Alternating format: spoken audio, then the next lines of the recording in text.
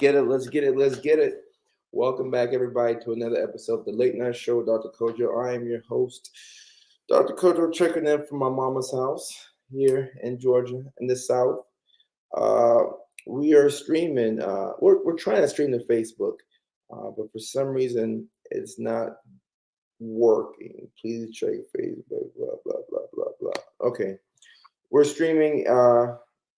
And let me make sure that we're streaming without any issues on Facebook. If you're on Facebook and you're watching the stream, holla at me. And if it's not coming on Facebook, then it is what it is. Okay, I'm on my Facebook page right now, and it says that we are streaming. 5 signs that you might be codependent. So it looks like we're streaming. It looks like we're fine, but I'm not sure. I'm not fully sure. Okay, we're live. Okay, we're good on Facebook. We are good on Facebook. Perfect, perfect. Great, great, great, great, great. All right, perfect. So we're not streaming on X like Twitter, but we're streaming live on Facebook, on YouTube, on my main YouTube page, and also the Late Night Show Dr. Kojo YouTube page. I'll be streaming on both for a while until people can learn to go to the new page and subscribe to that page. But at some point, I'm going to stop streaming on the main YouTube page, and those are going to be sit-down talks, and we'll switch up the content just a little bit, a lot more than neurodivergent stitches. But tonight we're talking about 5 signs that you might be codependent. Go ahead and use the comment section to let me know your name and where you're checking in from. Melissa is an OG, so she knows how this works already. She knows to put her name here. Melissa from Quebec. So we have Canada in the house. So we need Team USA to go ahead and show up and show out. Let's get it. So we have Melissa in the house. Melissa, thank you for being here. I hope your week has been good. Hope your weekend was even better. Look at me all snazzy. Yes, Joy, the barber blessed me.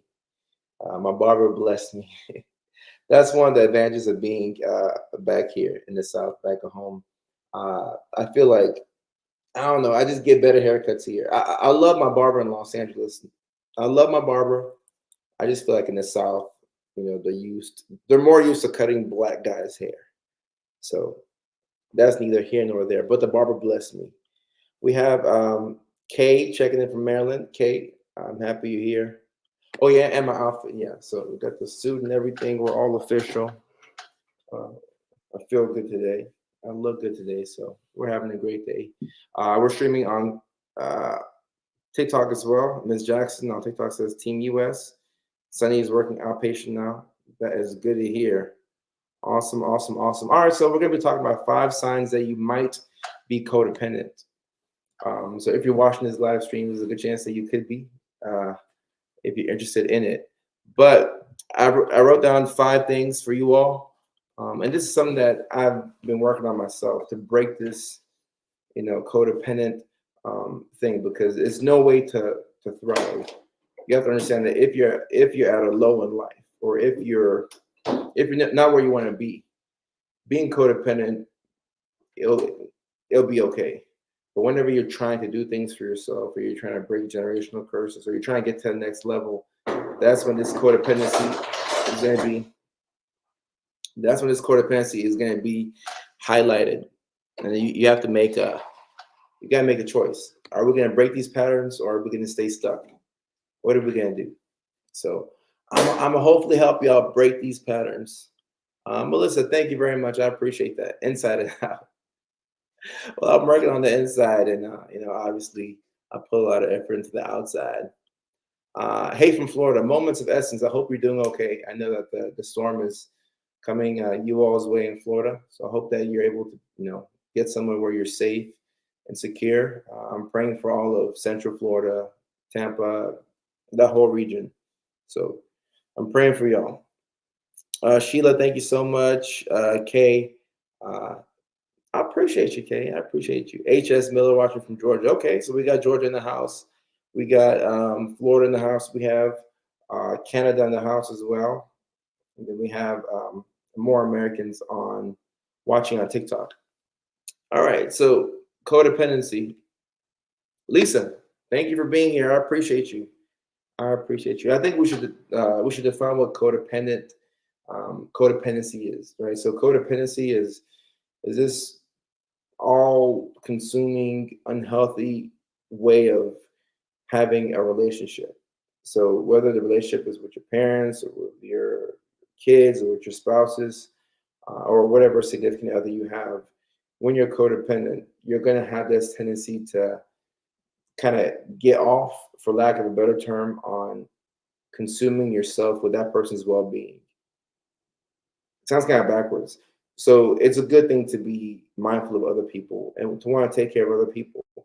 But you can be so consumed and wrapped up in this that it starts to affect you. And that's when this codependent thing starts to rear its ugly head.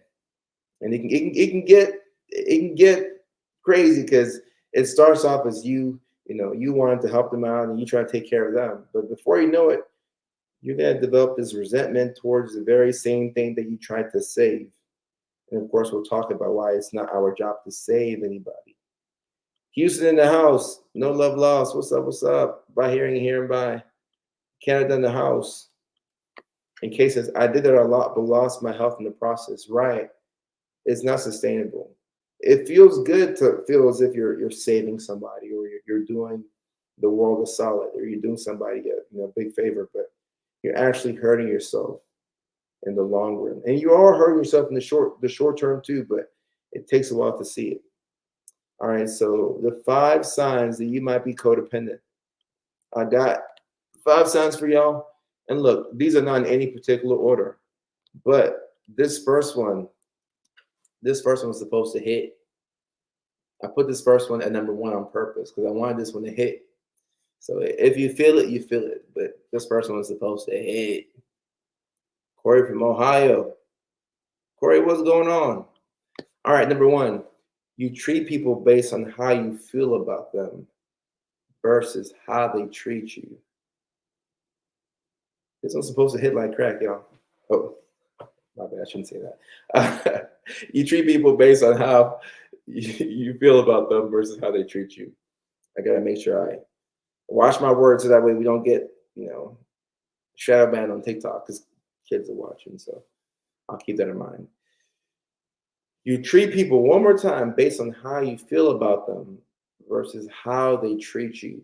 And sometimes you might see this and you might ask yourself, okay, well, what's wrong with treating people based on how I feel about them? If I love this person, why can't I treat this person with love or respect? I love this person, so I have to go all out for them.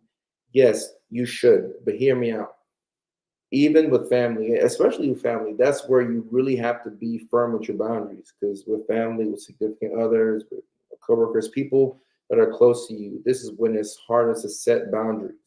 So if you automatically give, said person a pass and say, okay, I just love this person, so I'm gonna do everything for this person. Okay, that's cool because that's how you feel about them. But if this is a person who is constantly disrespecting you, a person who is not putting your best interest into consideration when they make decisions, if this is a person who is stepping on you over and over and over and over again, but you are hell bent on, oh, I have to treat them, I have to be perfect for them, I have to do everything for them. That's going to put you in a position to where if you don't resent them now, eventually you're going to resent them, and it's going to tank your self-esteem. And then that's going to make it harder for you to set boundaries. And this is not the process that happens in a matter of days or weeks. This can take years to break out of this funk. Because when you're in it, you don't see it. You have to get out first and then come back and, save people who are in that same situation or educate them. Let me not say save, educate them. Educate them. Ooh, this first one hit. My mom is 75 and I'm her caregiver. Hard not to be codependent. Right. A lot of times situations are set up in our families for us to be codependent. And we have to work little by little to break it. Bruno from Spain, how are you doing? Mikhail's gonna get kicked out of here. Right. I am only financially because I stay home with kids. Okay. And look, sometimes you're in a position to where you don't have the leverage or you have to do what you have to do in order to get to where you need to get to. That's fine. I'm just that Be mindful of how people treat you and do your best to, not be a mirror of it. Because if people treat you bad, you shouldn't treat them bad in return. You should just leave. That's what people forget to realize. People are like, oh, this person treated me like dirt. I gotta treat them bad. No, don't just leave. The absence will be as loud as you want the reciprocal bad action to be. Just leave. Just leave. My girl at this time treat me wrong. Melissa, what do you mean by that? I'm not too sure. Oh, hence why we are getting divorced. Oh, Joy, sorry to hear that. Sorry to hear that. Because you get used and drained. Yeah, yeah. This is going to be an exercise in boundaries. If you don't have them already, now is a great time to get them. So Brooke Ash says, would it be considered codependency if people need me for everything, but I need to feel needed? But the answer is already yes. The answer is already yes. I'm halfway through. I'm not even halfway through this. The answer is yes. Yes. The answer is yes. I'm only yes, Brooke. The answer is yes. But let me continue. Let me continue. Would it be considered codependency if people need me for everything, but I need to feel needed by doing things for them? Now that I live alone, I'm having trouble feeling good about myself unless I'm doing things for other people. So, Brooke, right here, you listed the problem, but you also listed the solution. It's all in this one thing. And if you can just pause for a second here and figure out what's going on, it's going to change your life. You have this need to be needed. And I get it because I'm the same way. I've had to break these patterns. I'm still working on it. We're not where we need to be, but we're getting there. You feel me? You have this need to be needed. So now that you're alone, it's hard for you to get this validation because how else can you get validated by helping other people when there's nobody to help? But keep in mind, you can also help yourself out. And if you help yourself, that could put you in a better position to help people when they need it. But you can't lose yourself in helping people constantly without checking in on yourself as well. All right. Let me see. I'm TikTok. Are we still streaming on TikTok without any issue? So Karma keeps track. Let me see. Dealing with this, my dying father who's on hospice. Heather, sorry to read this. He and my mom are divorced, but she's still taking care of him while he's dying from lung cancer as a direct result of lifestyle choices. He is really a toxic individual who has made our lives hell since I was a kid. Two of my siblings also have no ability to set boundaries with him. So I'm over here trying to keep everyone from losing their minds. I guess I'm codependent also. You probably are, but it's not your responsibility to take care of everything else. But you just feel this, like you feel like a need to do so. And it's causing you a lot of stress and a lot of pain. So once again, it's the problem, but it's also the solution. All right. So TikTok, let me know if we're still streaming at TikTok. I think we are. I'm looking at my phone and it looks like we have no issues, but just let me know if the TikTok stream is going out, going in and out. But I see that Kyle just joined on TikTok and Nurse Bestie. Can you talk about BPD and splitting CPTSD versus BPD? We will have a live stream where we talk about that. That's a good topic. That's a good topic. All right, let me see what else is also here. Hello from friends. Friends in the house. So I've been focused on my well-being. Good. And sometimes you have to focus on just this for right now and take care of yourself. Hey, Shasti, come on, Shasti. Don't be sorry. It's for the best for me and the kids. Sake was treated very badly. Okay, but at least you've reframed things. Shasti, come here. Oh no, I'm on live stream, so I'm on live stream. What's your advice for sticking to your boundaries with toxic family who seem to think I'm going to need them because I have no one else? Their words, not mine. All right, so Samantha, what did you do to make them feel this way? Something that you did. I'm not saying it's your fault, but there probably was something that you did that made them feel as if you have nobody else. But you have yourself. That's one person. That's a really good start right there. It's a really good start right there. But I would say first figure Zoe, sit down. Zoe. Or Zoe, no. This dog is bad. I would say first figure out what are the things that are your needs versus your wants.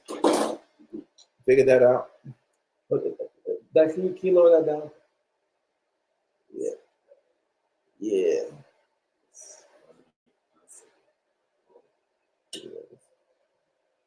Zoe down here. Thank you, Dad. So, all right, Zoe, I'll get to you later. Fix the camera. See, I was messing with Zoe, and then the camera went dark. So yeah, Samantha, like I said, figure out what is a need versus what's a want.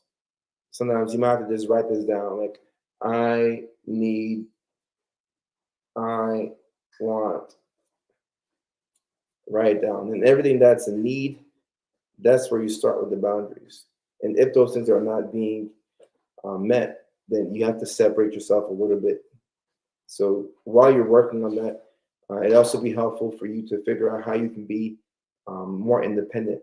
So that way you're not going to need whatever moral support they're holding over your head, whatever financial support they're holding over your head, whatever emotional support they're holding over their head. Because if that's what they feel like you need, then they're gonna like dangle that in front of you, and then you not being able to be okay without that is why you're sad. So step by step, step by step. Let me see. Da, da, da, da, da. And what's your? Let me see tips for establishing boundaries with children aged 5 to 7 in relation to mom needing personal space and quiet when she's trying to prevent a sensory meltdown. So the most important thing is here is that it has to get done. Because if you're having a meltdown, if they're having a meltdown and you can't control that, eventually you'll have a meltdown. And two meltdowns at the same time is not fun.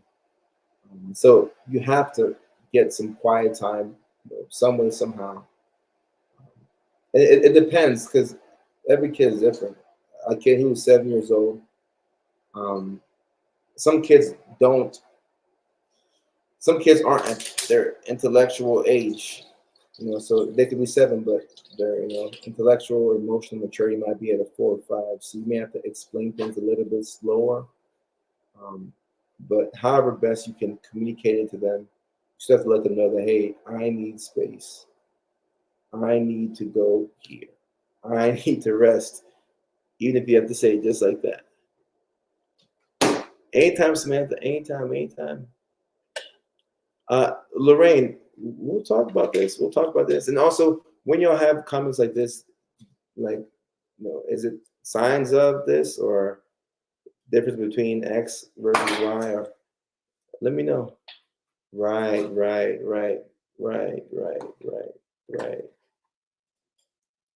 By hearing by. Okay, I'm a little bit lost. I'm reading the comments backwards. So, you want to see Zoe? I'll let Zoe come up a little bit later, but she wasn't following my instructions, so she has to follow the instructions and then come back here. I'm trying to do things for myself, but self-care is so hard. Watching you go live and hearing everyone else is really helpful. Oh, Brooke, I appreciate you. And look, this is something that I think you have to make an intentional effort every day to get better at it. Every single day. All right, let me see. Number 2. Number 2 right here. Oh, you want to see the dog? Sarah, how are you doing? We'll bring Zoe up here. Zoe will come back, I'm sure. When she comes back, I'll let her come. Shiesty. All right, number 2 is you view self-care as being selfish. And it could be. I think it could be, but sometimes we don't have to get so hung up on semantics because when you type in selfish, let me see what happens when you type in selfish into the dictionary. I typed in selfish into the dictionary and it says adjective. of a person, action, or motive lacking consideration for others, concerned chiefly with one's own personal profit or pleasure. Oh, that can be a little bit quiet. Hear you. Thank you, thank you. I join them for selfish reasons, similar, egocentric, egotistical, egomaniacal, self-centered, self-absorbed, self-obsessed, self-seeking, self-serving, self-regarding, wrapped up in oneself. Mm, oh yeah, yeah. My dad's in the kitchen. He'll wrap up soon, and then I know the background noise is a sensory thing, right? All right, so I think I heard Gary Vee say you have to be selfish to be selfless. And I like that quote because I knew what he was talking about. He didn't mean like you have to be self-absorbed and vain and egotistical. I think what he was trying to say was you have to be self-sufficient. If you're self-sufficient, the example that I've heard that I like the best is, let's say you have a cup. Yeah, yeah. Let me get this cup right here. Exactly. Perfect, perfect, perfect. So it's not time for the water break, but we need this cup so I can show you all this. So I say, hey, Mr. Sarver. Oh, he left the kitchen. My dad left the kitchen. All right, so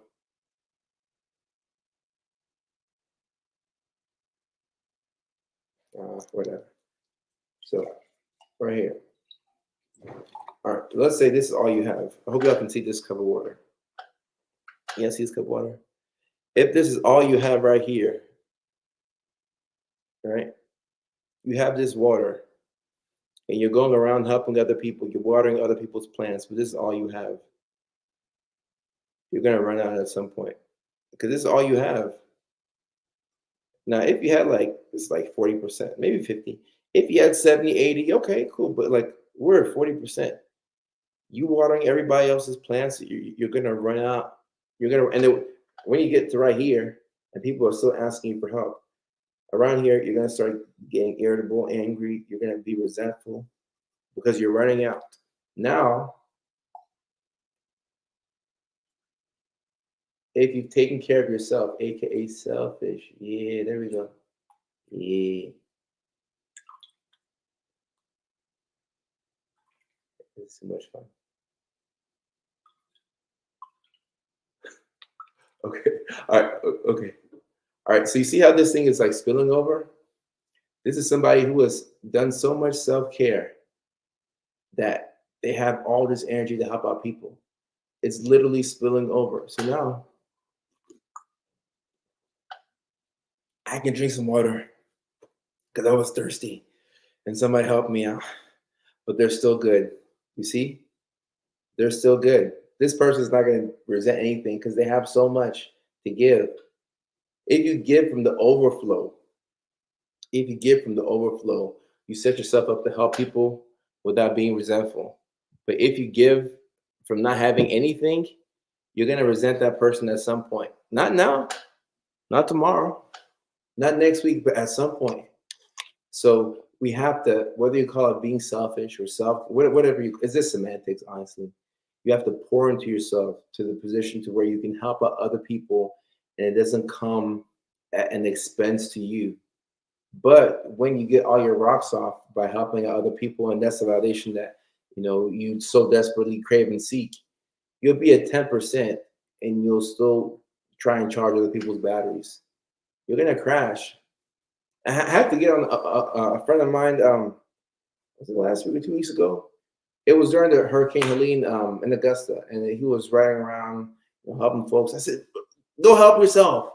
Get home. There's no power out here. There's a curfew in Augusta, Carolina. There's a curfew at 7 p.m. Stop helping people. Stop it. Get home. Make sure you and your child are okay. Stop riding around trying to help everybody else. Like, relax. You're a good person regardless. You're a good person regardless. Whether you can help out this time or not doesn't mean you're a better or worse. You're a good person regardless. You don't have to crash out by trying to help everybody. Everybody. Yeah.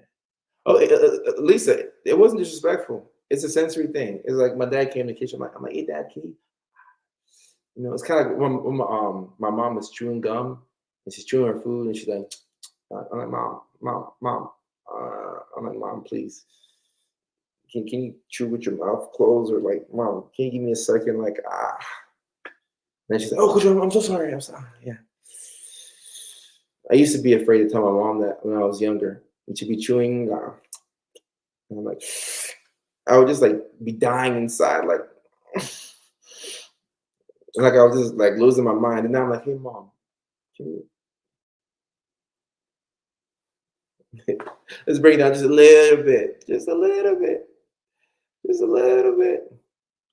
Amber says, two, but isn't it when your kids or your husband's needs seem more important at the time? All right, all right.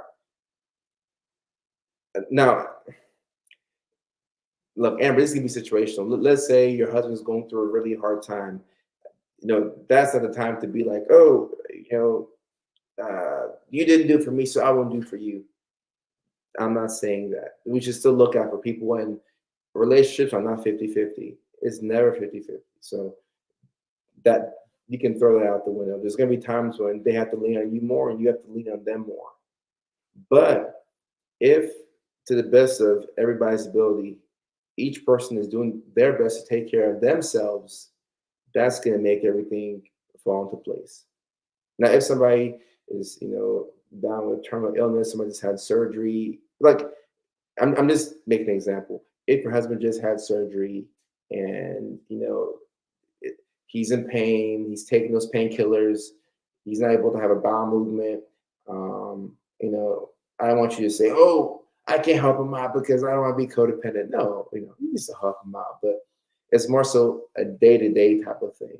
Like when I had surgery, I remember I forgot what painkillers they gave me, but it slowed down my gut. I couldn't even pull my pants down.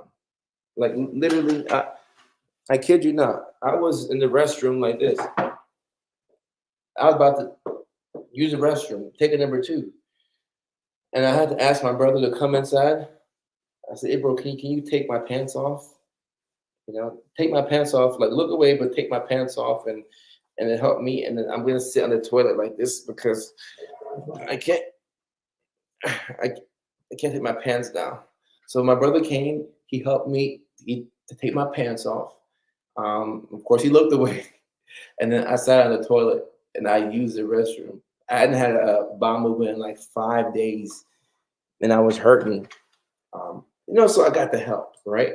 But right now I can move around. I'm good.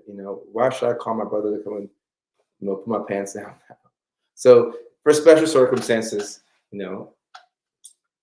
help your people out. But as a day-to-day type of thing, just keep that in mind. Right. Semantics for sure. Self-care is speaking up for yourself. Self-care is speaking up for yourself. Big facts. All right. Now the third sign that you might be codependent. Alexis, how are you doing? It's good to see you, Alexis. How's the family? How's the kids? How you living? All right. The third sign that you might be codependent. And look, these are just signs that you might be. I'm not saying that you are. If the shoe fits, just take the time to check in with yourself and see if, there's some room for improvement there. Ain't nothing wrong with a little bit of self-improvement. You hate being alone. You hate being alone. I think learning how to be alone is a superpower, and this is for everybody. Even for if you're a mom of 4 or 5 kids, it's still helpful to know how to be alone. Now I know you don't get no alone time like that for real, but knowing how to be alone is helpful. It's not about being alone, but it's about knowing how to be by yourself if push came to shove. Like if you're out somewhere on vacation, or like you're hiking, or like you're on a camping trip, or let's just say you went away to your parents' house for the weekend and nobody was there, and it's just you in a big house for 3 or 4 days, no kids, no spouse. Nothing to distract your mind or your thoughts. Are you okay to sit there? If you're going to go out with friends and they cancel on you at the last second, how does that affect how you manage your emotions and your mood? Are you okay just hanging in there and being by yourself? And when you don't know how to be by yourself and you get into a relationship, that's when that other person can take you like a string and jerk you, do whatever they want because they know, okay, this person, they can't be by themselves. So I can do whatever the hell I want to do and they're going to put up with it. And not to say people do that on purpose, but people can pick up on the fact that, oh, that person can't be by themselves. Gotcha. Gotcha. Okay. I got you. I got you. Cool. They can't be by themselves. They realize that you would rather tolerate bad treatment and disrespect than to be by yourself and to be respected. Mm. But if you are aware of this, no need to beat yourself up. Just understand, okay, all right, I'm working on this. Slowly separate yourself. And then the more you're able to work on this, it becomes so much easier to set boundaries. Right? But you gotta get to the root of the problem. You gotta get to the root of the problem. I'm okay alone, but I prefer together. Joy, this is perfect. If you're okay, if you prefer together, that's fine. But you know how to be when you're by yourself. That's key. That's key. I don't like being alone all the time, but Jasmine, what do you mean by that? Alexis, yes, I'm doing well. I'm good. Thank you for asking. Thank you, thank you. I love being alone often. Okay, alone time is great, but cool. And look, nobody really wants to be alone. We really want to be around the people that we enjoy being with, the people who care for us, the people who respect us. But it's just key to know how to be alone. It's not about whether we're alone right now. It's about, do you know how to be? Should you be alone? Mm. I also need my alone time. We do need some alone time. I think I don't want to be alone, but then I realize I don't want anyone around me. Right, and sometimes sometimes we just need a second to ourselves. So regardless of whoever you are, you do need some time to just recharge. Because you think you might want some folks around, you're like, all right, I'm fed up. I need some space. And there's nothing better than being around like-minded individuals. Ooh, mm, mm. That's the best feeling.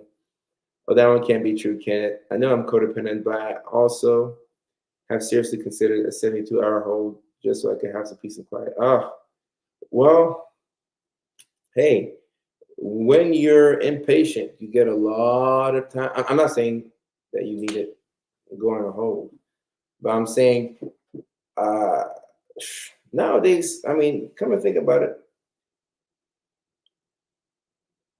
the psych hospital might be the best place to gather your thoughts. I'm not saying check yourself, and I'm not saying, but I'm saying that when you go in there, there's no phone, there's no kids crying. I mean, maybe there's an altercation on the unit or whatever, but there's no phone. There's nobody bugging you. You're disconnected from the world. Um, you're getting good sleep. You're getting 3 meals a day. You have a routine. You have a schedule. You have somebody checking in on you. You have somebody offering you, therapy. Somebody offering you medications. It's a break that most people don't get in your day to day world.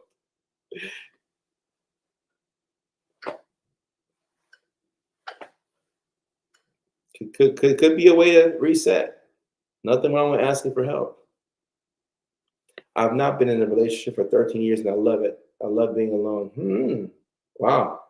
And after you stay single for so long, it becomes addicting. You have to be very careful about this. Uh, if you stay single for too long, you're not going to want any other making fakies to be around you. So be careful with that. But at the same time, having peace is peace. Peace. Oh my goodness. When the hubby's gone, I love alone time, but I'm scared of thought of being by myself forever. Oh, right. Like, look, nobody wants to be alone forever. Being alone forever is a terrifying thought, even to myself. Trust me, it's a terrifying thought. It's just about knowing how to be alone. Should you have to, you know, be there, just for a little bit, just for a little bit. Alone time. Uh, but I mean, I don't think we've ever had a live stream. Signs that you might need to go to the psychiatric hospital, but maybe we should have one. I mean, it depends on people's insurance and like situations. If it's emergent, then you always go, obviously. But I mean, that's just one of the fastest ways to just reset and check in with yourself, and it's a safe way too. You know, the psych hospital was the best decision I ever made for my mental health. I mean, congratulations. A lot of people aren't able to make a decision, and it is made for them on an involuntary basis. But it's a good reset. It's a good reset. TMM, that's correct. That's correct. Augusta University, class of 2019. Not just for peace, but to read, study, create art. Yeah, I will forever stand by the inpatient psychiatric facility being one of the best places to reset. And also, we're at the 36-minute mark. Somebody dropped the magic word in so we can get to the water break. I completely forgot. A few years ago, I really needed a day of silence, so I turned my phone off and didn't speak to anyone for 24 hours. It was beautiful. I'd like to do that. I can't because too many people contacting me left and right. But having a day all to yourself is amazing. I mean, I do this by I'll take a day where I play video games all day. I don't come out the house. My DoorDash and watch movies and laugh. So I'll take a self care day. Every now and then. Maybe I should do more. Um, cheers, cheers, cheers, cheers. Water break. Big cheers, y'all. Time to get some water and.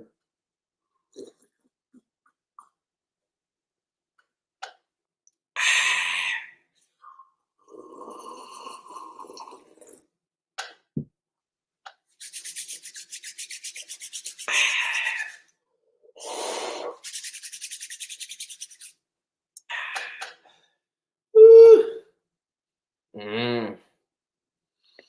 All right. Is wanting to always do something with someone most of your time being codependent.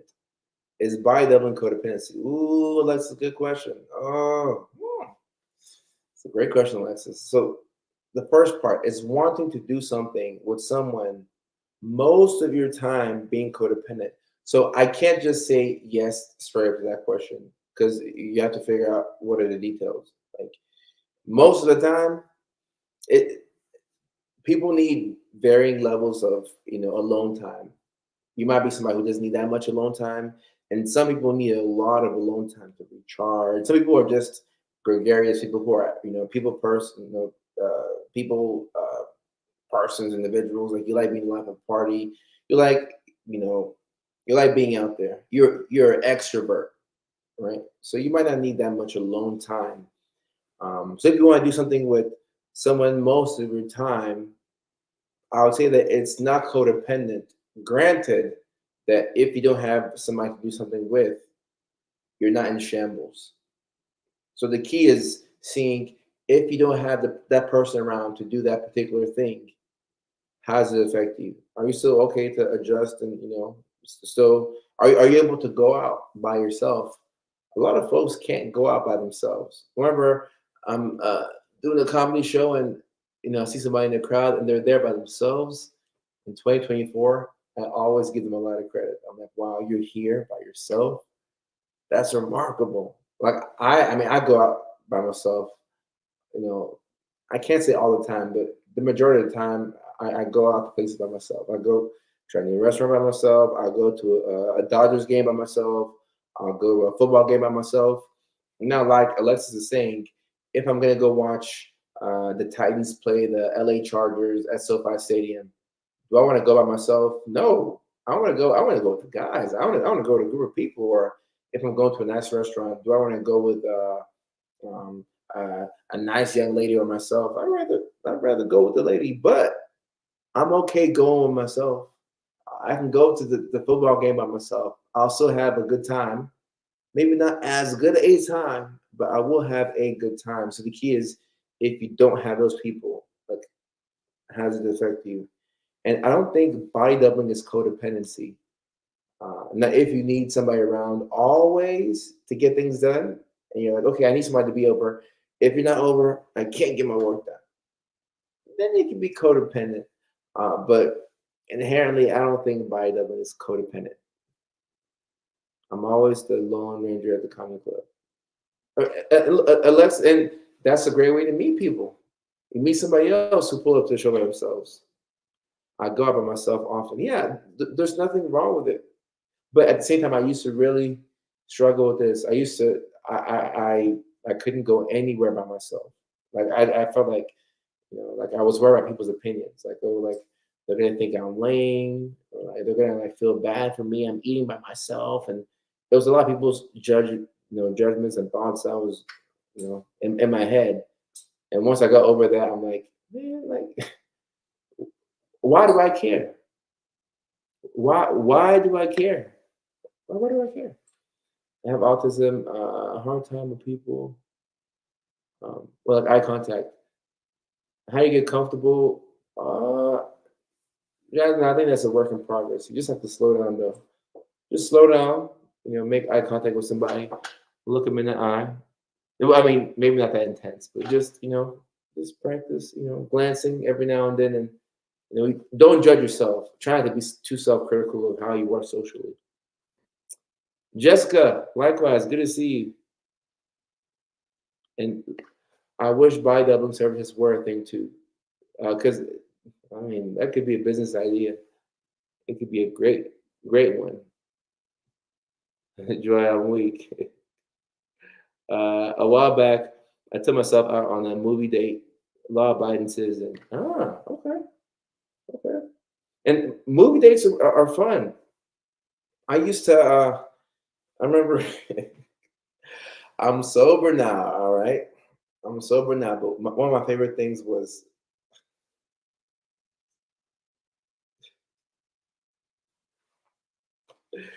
you know, uh, I'd be, I'll be lit. Let's just say that. But I'd go to like a movie lit, or I might go to In and Out, just behind to the skies, and I'll just be in there like laughing to myself.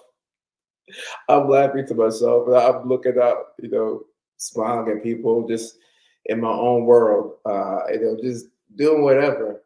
Um, and then my next challenge is, okay, all right, how can you go out sober and have just as good a time? And I have to learn how to do that. But taking yourself out, there's nothing wrong with that. Uh, I figured out if days were the right one by seeing if they heckle. Yeah, yeah, yeah. And if you have the guts to sit front row at a comedy show, then you know, solo movie dates.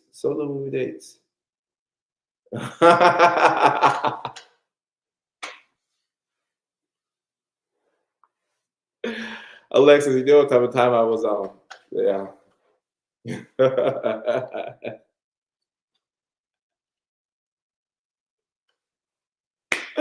All right, all right.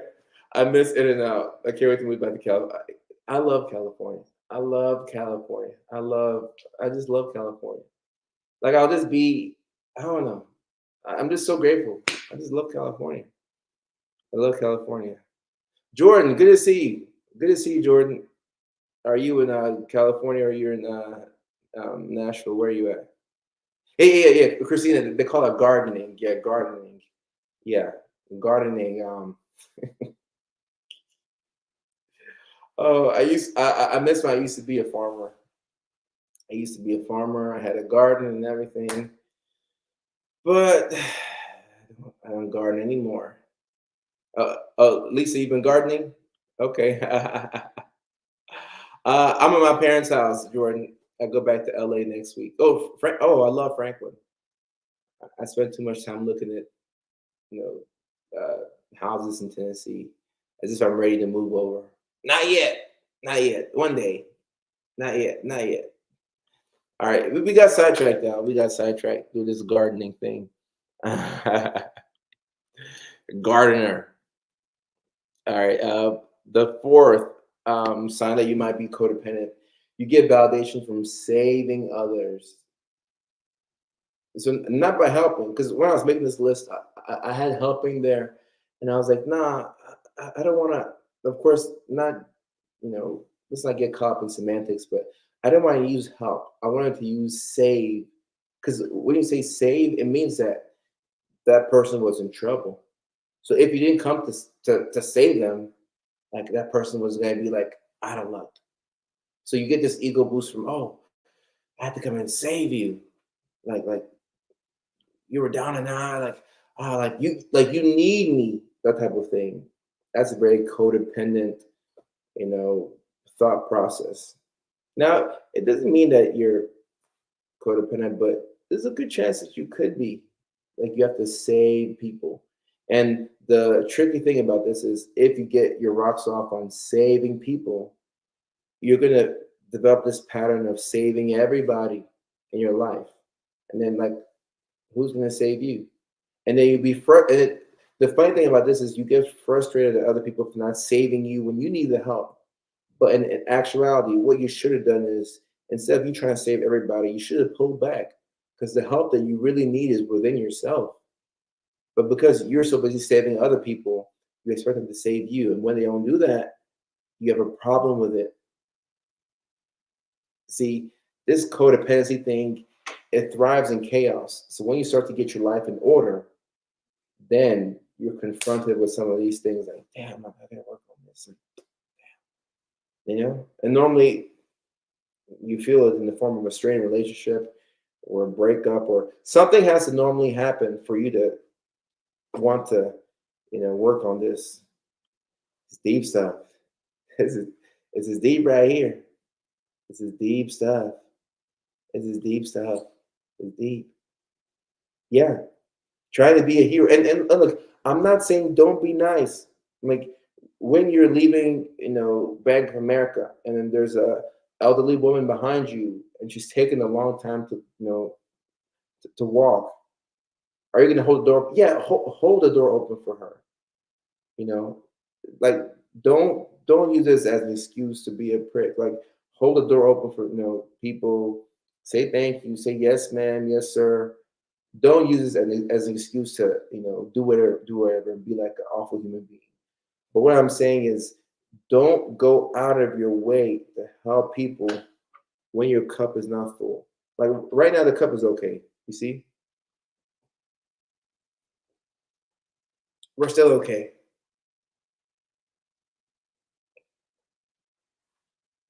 We're getting low. We should probably watch what we're doing because we're running out of energy.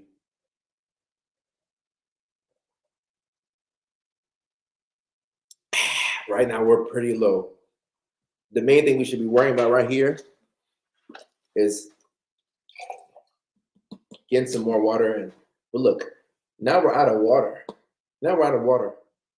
Now we're SOL because we've been spending all our energy trying to save everybody. Now we're out of water. This is all the water we have. This is all the water we have. The hell, this is all the water we have. What are we gonna do with this water? It's all we got. All right, but now I'm thirsty, so all right, okay, I'm drinking a little bit more. Now you're starting to get pissed at people because you're like, all right, I'm running out of energy, and people are still needing me to do things. You're running out of energy, and then somebody asks you, "Oh, can you step in to help out?" "Oh, I'm sorry, like I would, but I gave all my water away. Now I'm almost about to be out." And that person's like, "Oh, so you can't help me?" "Oh no, I can't help you." "Oh, you never cared about me in the first place." "What do you mean? I gave you all my water. I gave you what? I gave you all my. I'm almost out. I'm almost out." "Ah, you never cared about me in the first place. You never cared." And then they leave your life. Then they resent you for helping them out. And now you're stuck here with this low water trying to figure out how you can make it to the next week with this little water. And you check to see if you have any more water. No, we don't. We're out. We're really out. Okay, now we have to sit like this.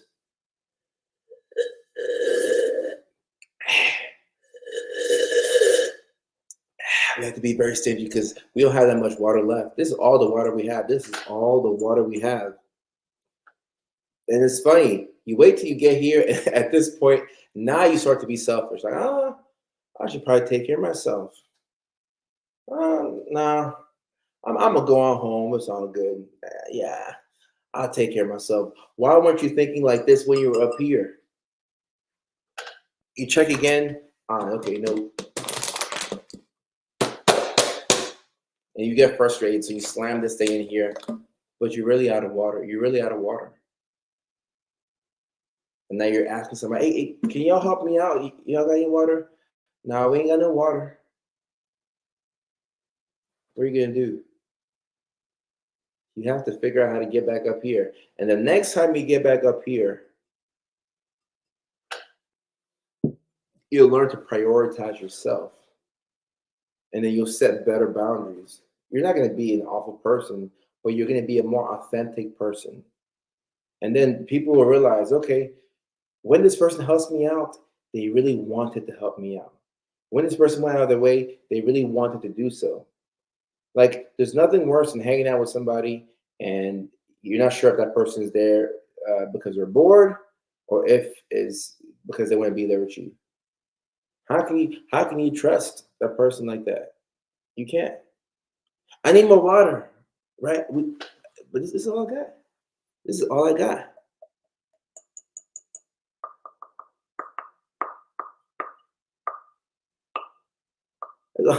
It's all we got. Right. Same thing. Right. Kendra, how are you doing, by the way? Spoons. If you run out of spoons, what are you going to do? You ran out of spoons. What are we going to do? And Stephanie, I have run out of water a million times myself. I know this better than anybody else. Like you don't have a career in mental health without having that desire to help people, and then you realize that you're good at it. So you're okay, I can help this person now. Okay, and then you conflate what you do for a living with what you do for other people. Now you're everybody's Mickey Ficky therapist. Now you're your parents' therapist. Now you're your girlfriend's therapist, or you're your boyfriend's therapist, or whatever. Now you're your dog's therapist. You gotta take care of yourself first. You gotta take care of yourself first. So I've been forgetting to drink water lately, and I'm usually so good at that. Right? And Jordan, you mean like metaphorically or literally? And Tabby Kid, no, I won't joke. I'll make sure I got some more water there. I got some more water. I got some more water. Because I've been through this before where I ran out of water and I've realized, okay, you always keep extra, metaphorically and literally. But you can also give yourself more water by not giving so much. And when you get closer to the most authentic version of yourself, you're going to attract more people who are like that. So you're going to have fewer friends, okay? But they're going to be deeper connections. And at some point, you're okay with that. And until you're okay with that, you're going to be stuck in that run around where you got this mask on. As long as you have the mask on like Jim Carrey in that movie, you're fine. The mask helps you, do well socially. Right? You got the mask on, so you know how to operate. You know how the mask will allow you to have friends. But the moment you take that mask off, who are you? Who are these people around me? Are they really my friends? Who is this person that I married? Is this person really my person? This is scary stuff. This is scary stuff. You gotta figure this stuff out before you start to. This is scary stuff. I've been setting a drink water timer. Okay. Yeah, as neurodivergent people, we forget to drink water. So that's the point of the water break because we like to, think that we can live life without water. Literally and um, um, metaphorically. Or 29 plus years in it. There's no occasion. I just woke up today and I chose to be excellent. And we have the late night show. So some days this is a new thing I've started. It started off with dressing up to go to the airport.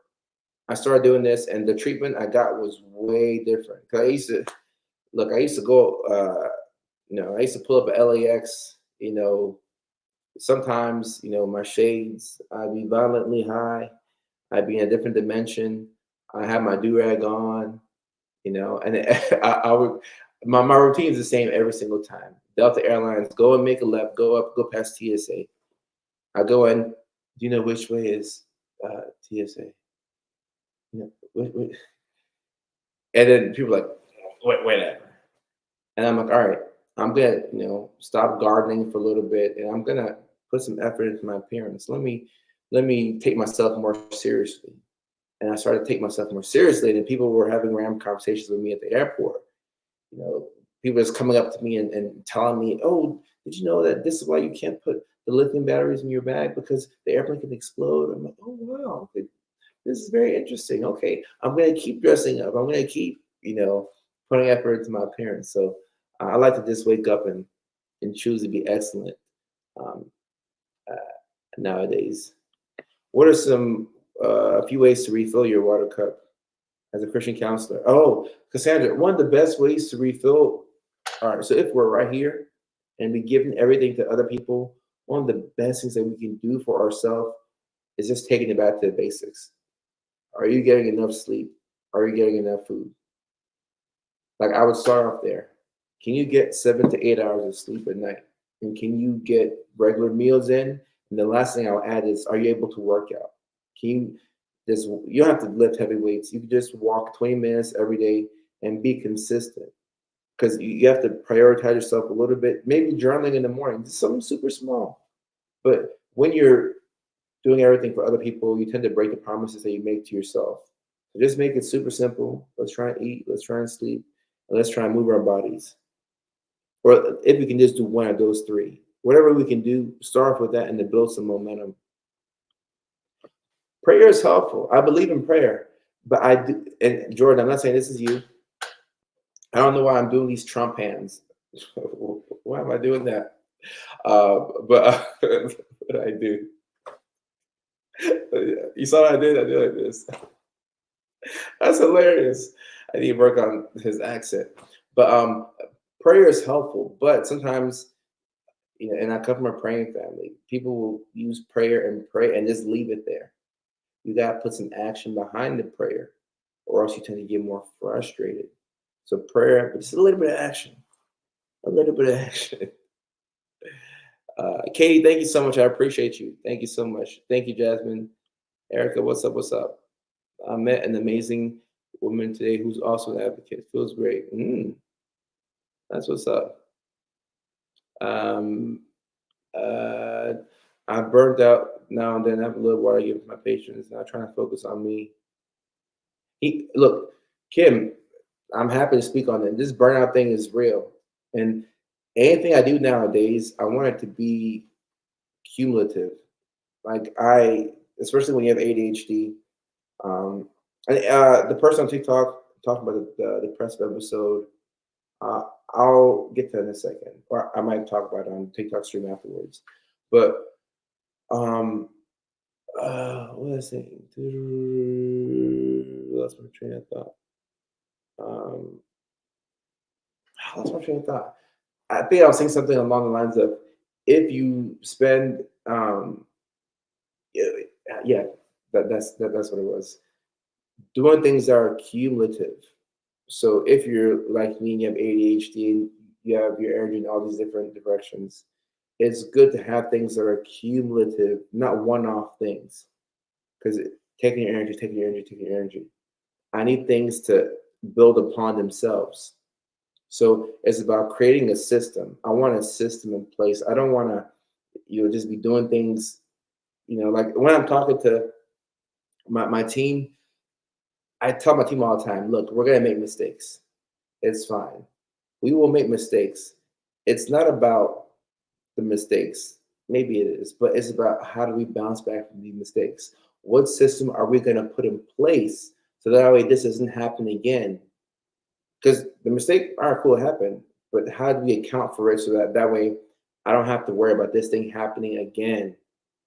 So a lot of times, like I said, when you're helping out a lot of people, You tend to break the promises that you make to yourself. So how can we be more consistent to ourselves? Don't stop helping people out, but just make sure that before you help people out, you go for your walk in the morning.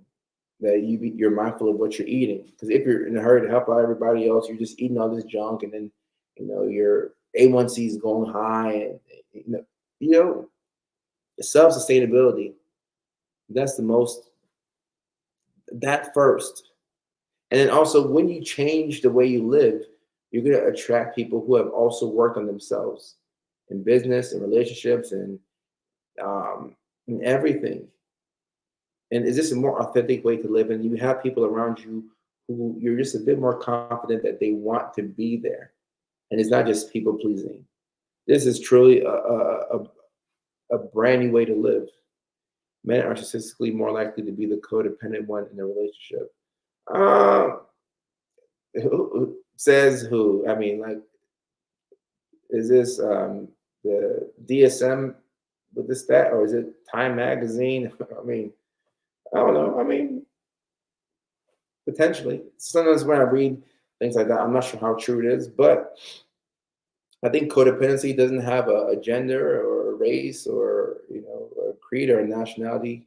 Um, at the core of codependency, I do think that there's this desire to help, which is a beautiful thing. You just have to help yourself out. Like, help yourself. The help that you're looking for in other people is within you. Help yourself first. Trip ass. Oh my. Uh, uh, Amber, I appreciate you. Uh, is it Euclid? Euclid? I appreciate y'all. My thing is, I tell myself that like I enjoy doing this, and look, it's become harder to be authentic the more the brand has grown. Because now I'm thinking about, okay, like, how do I position myself for these corporate sponsorships and partnerships, all this stuff. But I was losing my mind trying to account for what I have. Like, it was just too much. So, and that is a big part of why I do comedy now. I'm like, all right, how can I be as close to myself? I'm still gonna make the mental health content. I'm still gonna continue to be the best in the world at what I do. But how can I stay close to myself? And that requires you checking in with yourself frequently to make sure you don't lose yourself. To answer your question, Cassandra, I do think that having ADHD does make you more likely to be codependent. Um, I think it makes you significantly more likely to be codependent because if you have ADHD, you struggle to regulate your emotions and your mood, and you struggle to regulate your attention. So, if you have a hard time managing your emotions, if your prefrontal cortex and your frontal lobe develops later than everybody else's, making decisions that represent who you want to be is not something that you're going to really do. Like, you're going to struggle in this category. So, with ADHD, if you realize, oh, I'm good at this one thing, I'm good at helping people, you'll keep doing that at whatever cost because you just want that feeling. You want that emotion, that dopamine rush of, oh, this feels good. So it makes it much harder, in my opinion. ADHD coaches, ADHD coaches. I'll be talking at the ADHD. I'll be talking at the ADHD International Conference in Anaheim on November 16th. I know there's a couple of coaches there that I'll meet. Um, I mean, I do live coaching. My assistant runs that, so I have limited availability, but I do live coaching, which is this, but it's everything. I'll talk to Vanessa and see what that's looking like. But there are some specific ADHD coaches. There's one guy called Sean. I can get his Jordan. Let me know. I can get his details for you. I know Sean, or we're in contact. So his program could be helpful for you. I'm a fixer and help everyone, but I also feel very codependent. I need a secondary affirmation. Therapy is a huge help. Asperger's and ADHD here. Okay, so if you're double neurodivergent, it just means that you have the purest of intentions. But in this cruel and cold world that we live in, pure intention sometimes doesn't lead to the best outcomes. But don't stop being a pure person, if that makes sense. Don't stop being a pure person. Jordan, no problem. And the Trump hands thing was just a joke, y'all. I thought it was funny, but it's just a joke. I don't like to get political over here because we have Democrats and Republicans kissing in the comment section. We're supposed to get along over here. Um, Jordan, no problem. Virtual coaching. I think the link is somewhere in my Instagram bio, and you could always email assistant at codrosarfa.com. That's a better email than the info at codrosarfa because that one, too many emails in there. I'll get to those um, first cut. And this is a safe space for people who like Trump and people who don't like Trump. But I thought it was funny, but so whatever. Whatever. All right. What about people who are financially codependent on each other? Especially with. So let me say this: the economy is in a very interesting place right now. So if you're financially codependent, I don't want y'all to watch this live stream and say, "All right, that's it. I saw Coda's live stream, and now I'm going to change everything." Pump the brakes. Slow it down. The best thing you can do for yourself if you're financially codependent on somebody else or some external source that you don't like is to become financially independent. And this can take a while. So I want you to work towards this. And as you become more financially independent, you don't disrespect whoever you were codependent, with or on. Still respect them, but learn how to take care of your bottom line and your main your needs, not your wants. Your needs, not your. There's a difference between needs and wants. This is huge, y'all. The needs are where you can draw the line with boundaries. The wants are okay. I want that, but I'll be okay if I don't have it. So make sure you can become as financially independent as possible, and then you don't need that other side as much, and then you can advocate for yourself. Because financial codependency is a thing. I'm happy you brought that up. I'm happy you brought that up. I'm happy you brought that up. I'm happy you brought that up. And yeah, Shauna, yeah. I mean, I'm happy that this is a safe space where people aren't arguing. Uh, yeah, Mickey Ficky. Um, my husband has OCD and I have ADHD. Our love is super genuine, but our symptoms and codependency get the better of us. Neurodivergent. So, Cassandra, look, neurodivergent love is hard, and I do believe that neurodivergent love is codependent at its core. But if you're codependent and you're aware of it and you're working to get better, it's the realization and the attempt at getting better that counts. Because once you realize it and you make an attempt to get better, you're good. It's not about accomplishing it. Because once you make the attempt and you realize it, you're going to get there eventually.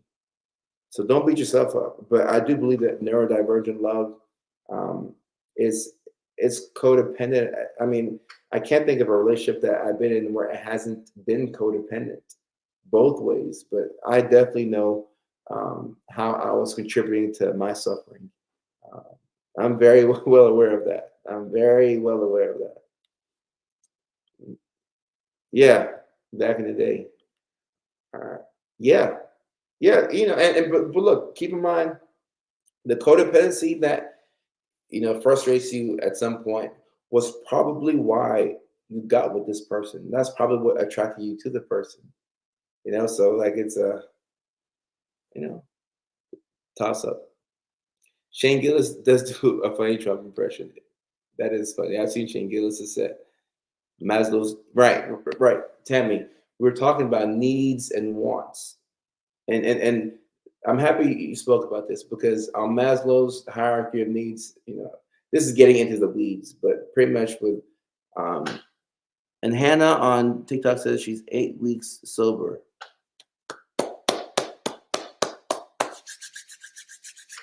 Hannah, congratulations. That's remarkable. I did catch that. But with Maslow's pyramid, Maslow's hierarchy of needs, I think at the top you have self-actualization, and self-actualization is where you're able to help the world. You help people outside of you. Nothing feels better than self-actualization. And I feel like, you can vacillate between that and, the middle stages. But when you're in your purpose and you're helping out other people, that like what I get to do, there's no feeling that's, I mean, there's no drug that is equivalent to, the help that I get to provide people. There's no like sexual experience has been better than like this right here. This is the highest high I've ever had in my life. Getting to help millions of people online, like it's remarkable. But in order to do that, I have to keep taking, I gotta keep pouring into myself, and I gotta make an intentional effort to take care of myself here, so that way I can continue to help out at the top.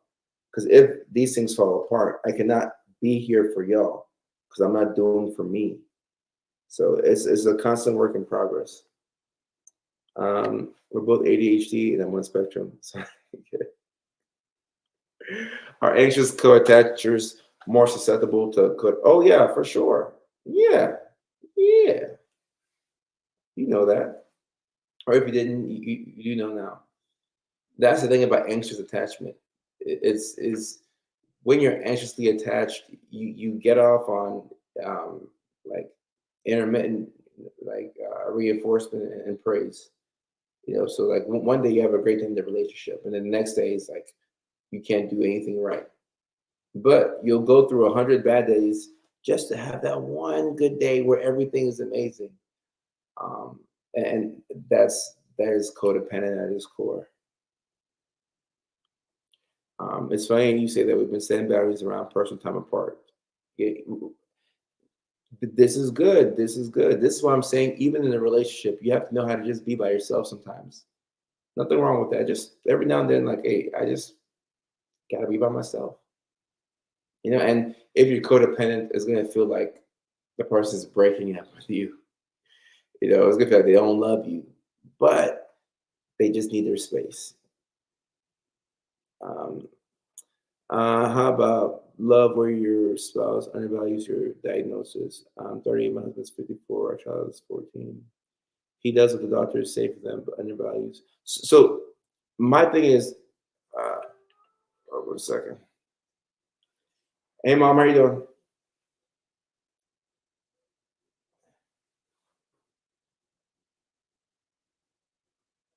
Okay,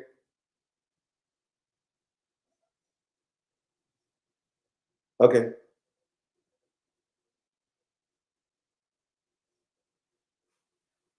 Yes, ma'am. Okay, okay, okay, okay,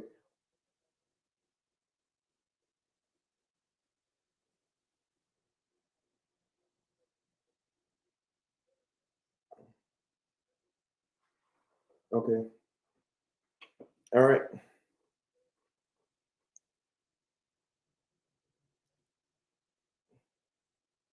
Okay. It's gonna be hard for me to remember all of this, but can I? Y- yes, ma'am. Yes, ma'am. All right.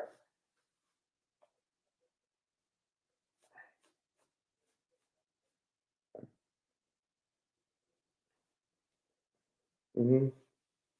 Okay. All right. All right. Okay. I'm on Facebook Live, but can't text you back afterwards.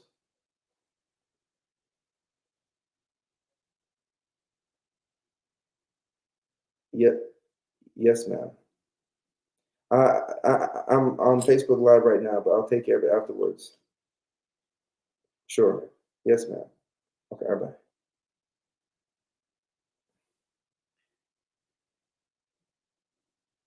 All right. All right. So my dog has pooped on the carpet a million times a day. So instructions from the vet, but there's no way I'll remember all that stuff. So yeah, I'll talk to my mom after the live stream. Yeah, but yeah, of course I got to pick up when my mom calls. Just let her know I'm on live. I'll get back to her. Shauna, okay, longest answer ever, Shauna. So what I was saying, Shauna, is, um, if you feel like your spouse undervalues your diagnosis, at some point you're going to have that conversation because it's cutting into your identity. So if you feel like the person that is, the person that you picked, to marry, the most important person in your life, if you feel like they are not validating who you are as a person, um, that can lead to a lot of other issues. Um, so I would say it could be helpful for him to just like you got to work that part out just a little bit. You got to work it out.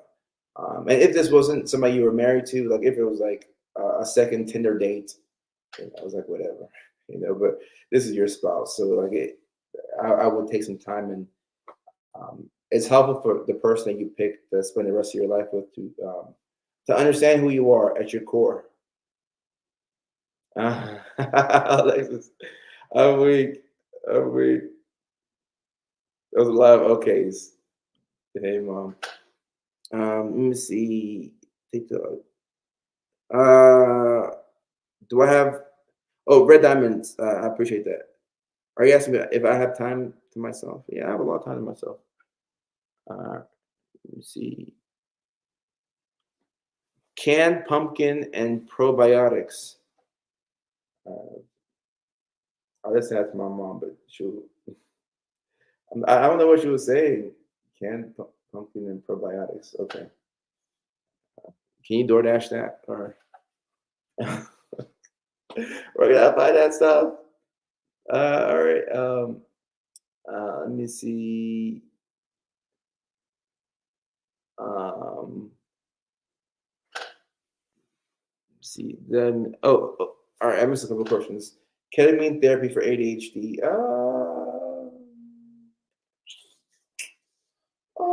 I mean, it might not be a bad thing. Ketamine therapy for ADHD. And I've already done the 5 signs that you might be codependent. So we can go ahead and you know, feel free to ask random questions at this point. Um, I mean, it could be helpful, but I think for ADHD, the best thing that can be done is to get a routine in place, medications if you need it, and a system. A system is so important. Eliminate shame and implement a system. Like you need a way to, because without a system, you just get burnt out from going in circles. A system. I have ADHD. I struggle with emotional regulation and making the best decision for me. The struggle is real. Yeah, but when you realize this and you can start to make better decisions for yourself. Be my 6-year-old. um, Neurodivergent and giftedness, specifically how to not end up burnt out. Mm, mm, yeah, and once again, this also has to do with a system, and we have to learn before we can teach your kids. But it's helpful to know that everything that you're good at, you don't have to pursue, and certain things. Like I remember uh, at the University of West Alabama, 2011, 20, yeah, 2011, 2012, 2013. I was there for nursing school, and I'll never forget the nursing instructor said that C equals RN, and that always stayed with me. A C equals RN, meaning that whether you got all A's or whether you got all C's, and a C was an 80, so it was kind of like a B, but like sometimes you don't get any extra points for over excelling. So when you're neurodivergent and you're gifted and you get your rocks off on overachieving, sure you overachieved, but how efficient was it? Like was it worth all the extra time that you put in just for that small extra boost in the grade or that small extra boost in. So I think when you're neurodivergent, you want to do a lot. And when you're gifted, you want to excel to the highest point. But sometimes you just have to make sure that you're playing a game where the prizes are things you actually want to win and that you're doing it for yourself. I think we have to learn that ourselves as adults, and then we can figure out how to, teach your kids that. Canned oh, so you can DoorDash this. Ah, ah. Okay, but I don't think you can do it in Augusta, Georgia. I'm in Augusta right now, so unfortunately, I can't do that. When I get back to LA, I can do that. But there's this hurricane that has come through here, so DoorDash is not up and running like it used to be. Um, but when I get back to LA, I can DoorDash everything. I, I know because like I've DoorDashed underwear, and so then I get a little lazy. I'm anxious, ADHD, and suffer. Or is it OCD? I introduced myself. Tammy, Twitchy. I've been alone for so long. I don't know how to become an approachable person. Uh, Tammy, there's a lot of people in this world. You just haven't found somebody who sees the world the same way that you do. I think that's just the issue. Like when people say, "Oh, I've been single," like you're in Oklahoma. Like nothing is wrong with like Tulsa, Oklahoma, but if you've been there your whole life, like you gotta get out. You gotta go to Kansas City and then Dallas and then Austin and then Little Rock, and then Nashville. Like you got to get out and find your people. You know, if it's for your dog, make sure it's pure pumpkin. See, this is so much. It has to be pure pumpkin. I'll let my mom. See, this is not my strong point right here. Um, Lorraine, no problem. Would you ever consider system first, med second? The fifth reason for hold up. Wait, actually, hold up. I don't think we got the fifth reason. Mickey Ficky, the most ADHD thing. I forgot to get the fifth reason in there. All right, so I'll put the fifth one in there. But first, let me just talk about this while it's on my mind. Wichita, Kansas. Okay, all right. All right.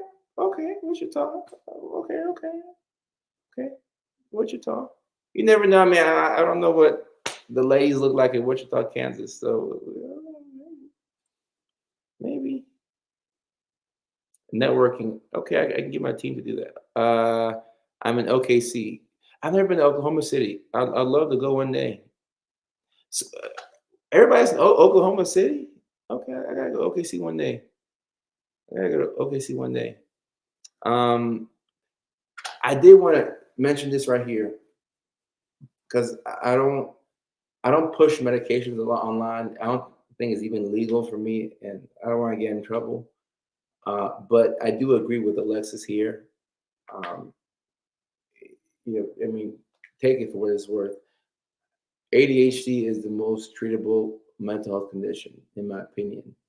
And the most helpful thing that you can do for it is to give medications. And I would consider this to be a part of the system. The system being, okay, I know that things have to be in a certain place already set up for me. For example, I had to set up this camera to get on the live stream. So I got on here 20 minutes late.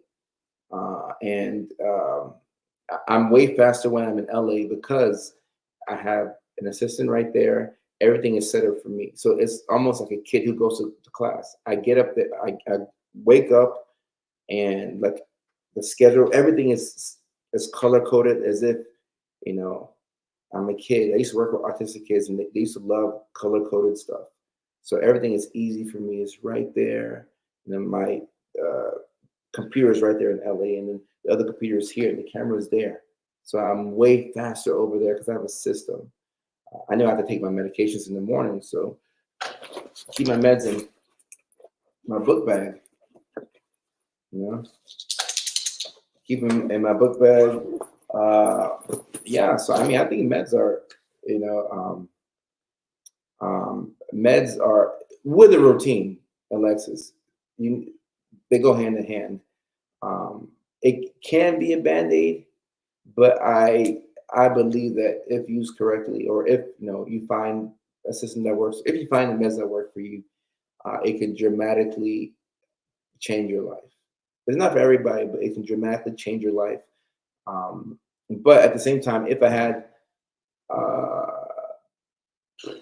my system is pretty good, but if my system became way easier to where like all the things I struggle with, they're all accounted for. I could probably be okay without medications. I know that for a fact just by living my life. That's why I hate meds. A band aid. Right, right. Meds, a lot of times people will throw meds at you and then they won't get to the root of the problem or they won't teach you skills on how to, live your life.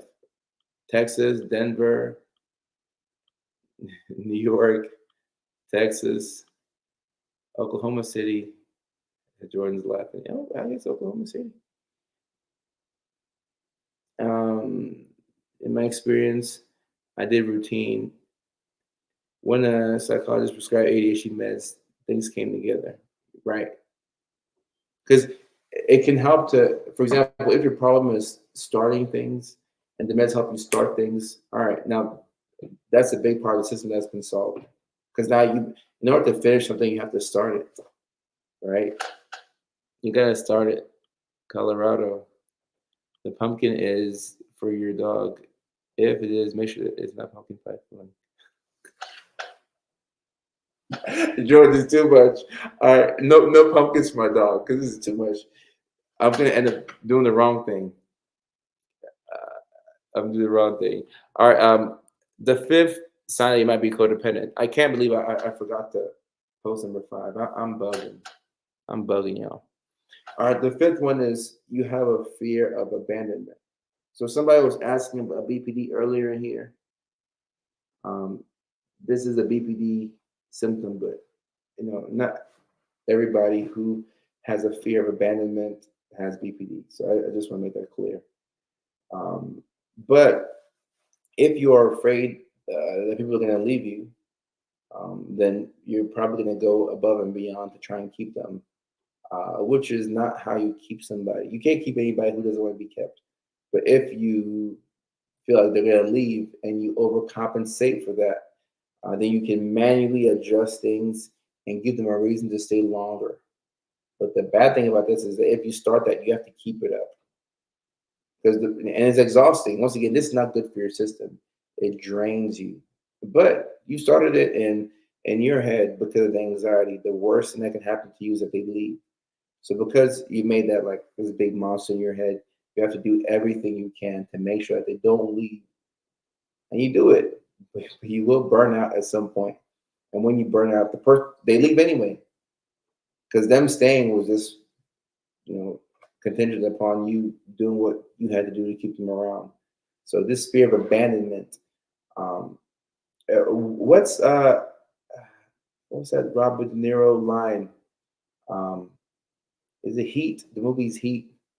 Something along the lines of don't attach yourself to anything you can't walk out of the room with in 30 seconds. Um, I think it's De Niro. But this whole thing of detachment, right? And love the people that you have in your life, but don't get so attached to where anybody leaving you would break you. And this is really hard. And I'm very close to my family. So sometimes we think about, oh, like, what if something happened to somebody? And like that thought used to just, and sometimes it still does destroy my day because I don't like having those thoughts. It's very depressing and just, I don't like having those thoughts. But positioning myself to where I'm gonna have me always is key. Doesn't mean you won't have everybody else, but like make sure you have as stable of a sense of self as you can, and that anybody leaving doesn't throw you off. Because then you can't set boundaries, you can't be your most authentic self. Uh, for damn sure, you're gonna be stuck in this codependent loop where you're, at your own detriment, helping somebody out, so they can stay. So you got to keep that in mind. It's tough. Pumpkins are dangerous. Uh, Amber, I'm happy you're here. Maybe you needed to hear this. Don't let yourself get attached to anything. Jordan, you see this movie? Okay, all right, okay. I'm impressed. I'm very impressed. I'm very impressed. I think it was De Niro. I recognize I had a codependency issue, things I put up with to try and fix it. Now I am single and afraid to date because I know the problem is still there. All right, so Lydia, here's the thing. We can't live in fear though. We can't live in fear. So you can't, I mean, being single because you want to be single is that's one thing. But being single because you're afraid to date is I don't like that because it's like you're afraid. Like if you don't want to date, then all right, we're cool off of dating. But if you're leading with fear, you're going to attract other people who are, you know, who thrive off of the other party being fearful. If that makes sense. Sometimes you date the same people over and over. They just have different faces. You know, like they can be different races, they can be different heights, different weights, but they can be the same type of person. If you know what I'm talking about. I'm over this one. Fear of a bad man. I felt it before. It made me feel crazy. The gaslighting is what made me feel I was the problem, and that only I needed to fix it. Big learning lesson. And Alexis, in my opinion, the only way to get over this fear of abandonment is to either detach yourself or to have somebody or something that you didn't want to leave you, and you sit there in the pain and you handle it because anything that you fear, you're a slave to that thing. So it means that okay, we're gonna be good as long as this doesn't happen. Oh, as long as that doesn't happen, but it's a cold way to live. We don't want that. Water break.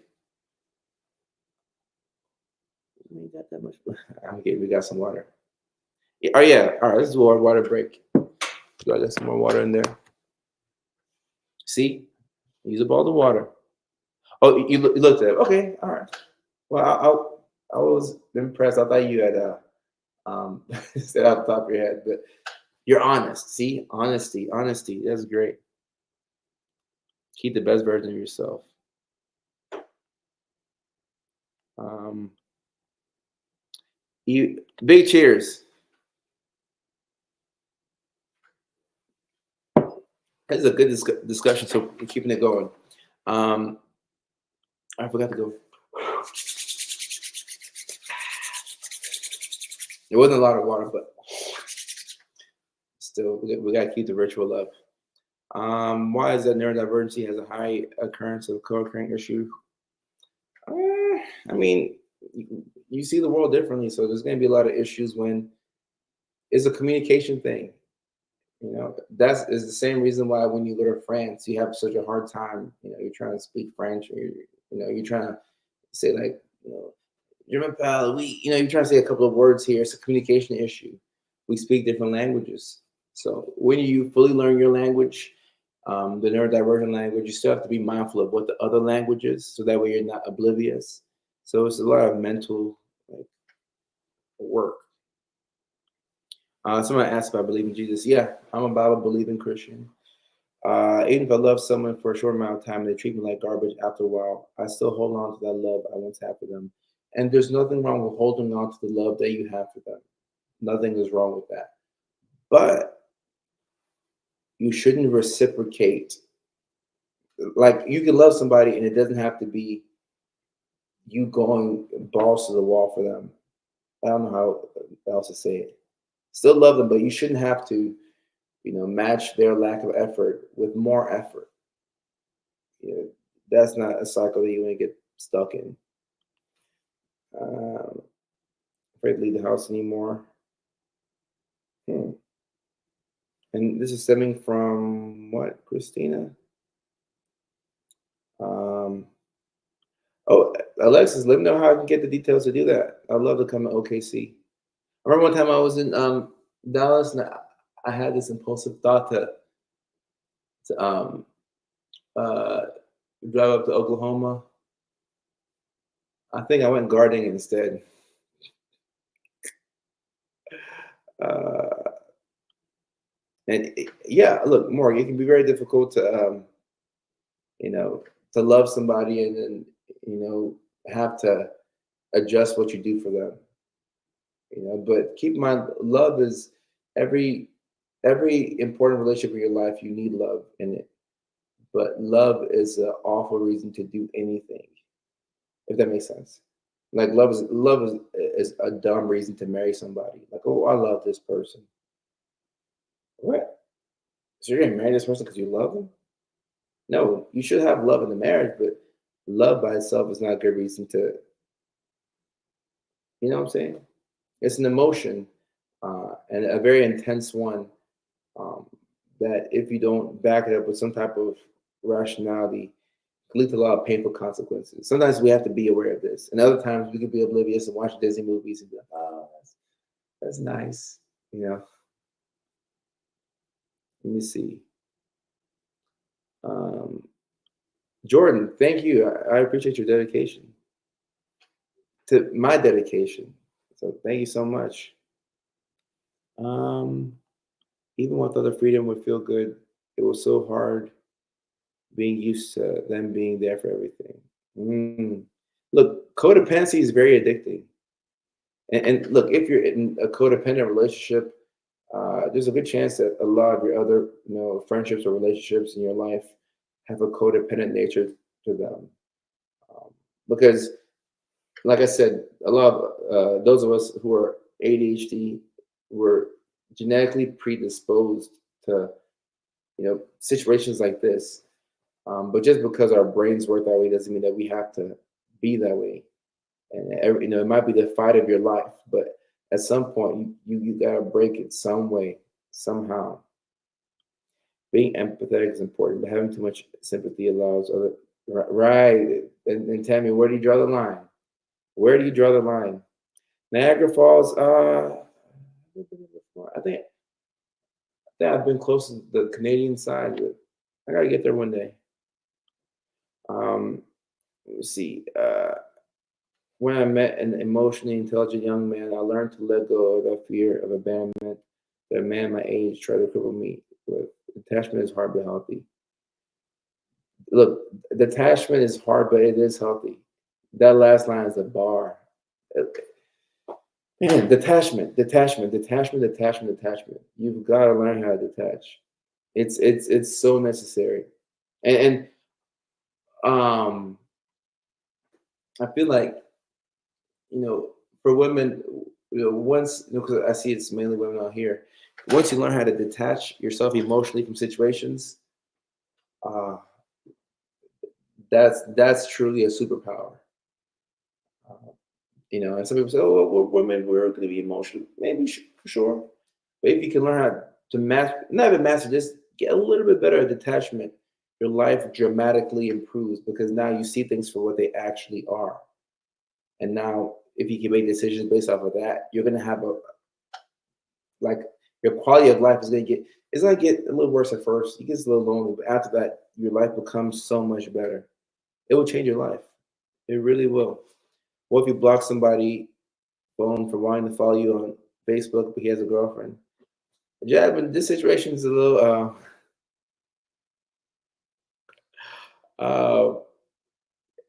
doesn't sound healthy. I can say that much. It doesn't sound healthy. Um, I don't know. Hmm. Christina, I might. Christina, it sounds like maybe paranoia. I mean, which could come from a lack of sleep or maybe something else. But I would look into that professionally, Christina. Um, Kim, I appreciate you. Yeah, I'm just dishing out gems. I'm just dishing out the gems tonight. I've been through the four and was diagnosed with agoraphobia, stem from anxiety. Uh, ah, and I like the fact that you shared what helped you out with this, Alexis. Menfi, I appreciate you. Detached and disengaged. Mm. And look, this is something that I think as guys we are. I don't like making everything a gender thing, but I think as guys we do a better job of detaching. Um, yeah, I think we do a better job of detaching. Sometimes we do it to save ourselves from pain, but we detach and then at least I'm just talking for heterosexual relationships because that's all I can speak on personally. But we detach and then we say, okay, all right, I'll be over here. But if that emotional attachment is still felt on the other side by the lady, one of us is in pain, and it's not me. It's you. You know, like I can still care, but detach myself. But when you still attach to the situation, you're gonna suffer until push comes to shove. I'm still struggling with the concept of love isn't enough. I need more than you can give. At times, unfortunately, struggle with splitting because of it. Trying to gauge the level of what I'm erroneously expecting versus what's a realistic patient is hard. All right, so we're getting deeper. We're getting into the weeds. We're talking about love. We're getting into the weeds. I think that, and part of this is also why I'm so fascinated with content creation and short films and movies, and I hope I can make a difference in Hollywood because I feel like what has been pushed online for women is like this fantasy of like love and fairy tale and it gets some guys it gets us too sometimes, but this whole thing where ride or die or unconditional love, there is no unconditional love outside the love you have from your parents. um, like the love in a marriage is very much conditional. Keep that in mind. It's conditional. Everything is going great now, you know, happy spouse here, happy spouse there. Okay, you step on your spouse and you go sleep with, you know, 5 people this next month. Oh, y'all gonna have some issues unless this was agreed upon. But if you just decide, oh, I'm just gonna go, I'm not gonna come home for 2 weeks and I'm just gonna do whatever. You're gonna have some issues because we can love each other for life, but this marriage, this union is contingent upon the fact that we do what we said we were going to do for each other. So if one person is not doing what they're supposed to be doing, and an egregious act is committed, then all of a sudden we may not have a marriage anymore. It's conditional, but the love between parent and child is unconditional. And the example I give is look at those um, the Jeffrey Dahmers or school shooters, people who commit these awful acts. Every time that they're interviewing the parents will say, "Oh, I'm so sorry that my child did this. Like, I'm embarrassed that our child would do this. I'm in pain that our child took so many lives, but we still love our child, and we don't know what happened, but we love our child. But we're equally as devastated that this happened." That's unconditional love.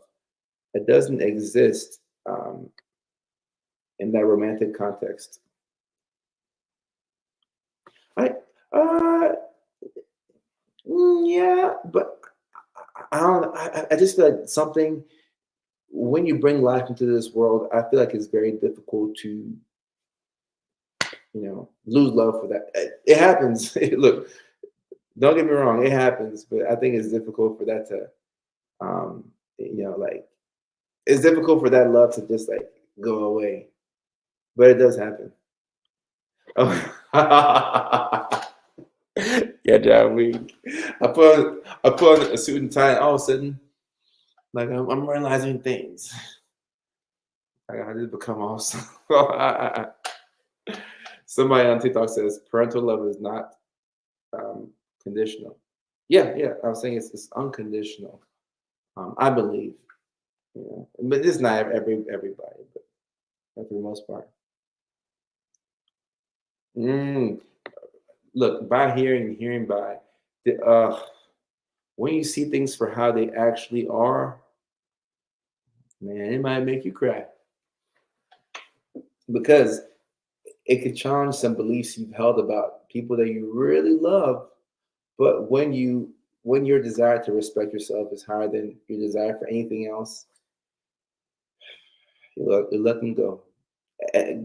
I'm speaking from personal experience. I'm speaking to somebody who uh, I had tickets lined up, from LAX to Birmingham, Alabama, from Birmingham, Alabama to Chicago, Illinois for my comedy show, for a lady in my life. And after I saw things for what they actually were versus what I wanted it to be, I had a decision to make. I'm like, dang, I've been working on myself, and now I've been setting all these boundaries, and now I have to see things for what they actually are. Now I have to Either make a decision, or I can turn a blind eye and act like I never saw that, and just go off of how I feel, how I feel about the person. But I'm like, nah, my desire to respect myself is higher than my desire for anything else, for companionship, for sex, for validation. I don't care. I don't care. I don't care. Self respect is so important. So I'm like, all right, we're going to cancel the tickets, and I'll bring my homeboy with me. We'll come to Alabama for the game, come to Chicago for the comedy show. We'll readjust. Self respect is very expensive.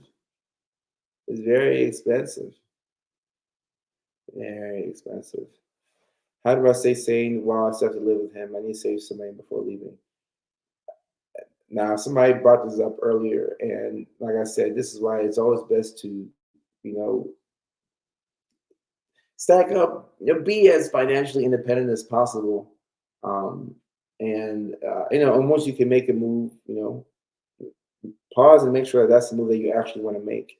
Because sometimes it might not be what you want to do, but put yourself in a position to where you're okay, like you're taking care of yourself, you know. I've been going through the same transition the last few years. I have a completely different outlook on relationships in the past and present. Yeah. And guys, once you start living this way, you can't go back. You just can't go back. I'm not even sure how we got to this deep conversation, but you can't go back because you're holding yourself to a higher standard. Jordan, I know you feel me on this. I don't know why, but you feel me on this. Minfy, I know you feel me on this. I put my love and respect before anyone else. Right, right, right. And when you do this, you're gonna find people who this is equally as important to them as well. They've been through their own journey, but like you got to crossover. The majority of people are on this side. That people pleasing. I'll tell you whatever you want to hear. Yeah, yeah, whatever. Yeah, take it, whatever. The other group of people are people who have been through the pain and the trauma and the drama, and we don't care about none of that. We just care about doing right by ourselves and people that we love. But like you take care of yourself first and foremost. Let me see. Yeah, I'm chilling. I'm chilling. Yeah, you're right. I'm chilling. Um, Marriage. Ooh. Is this a toxic opinion? I don't know. So look, I've heard this before, Alexis. That marriage. Somebody said that marriage should be like 7-year agreements. Where you choose whether you want to renew it or not. Mm, The the the the principle behind marriage and living with somebody, and it makes sense to me. I haven't fully thought it through, but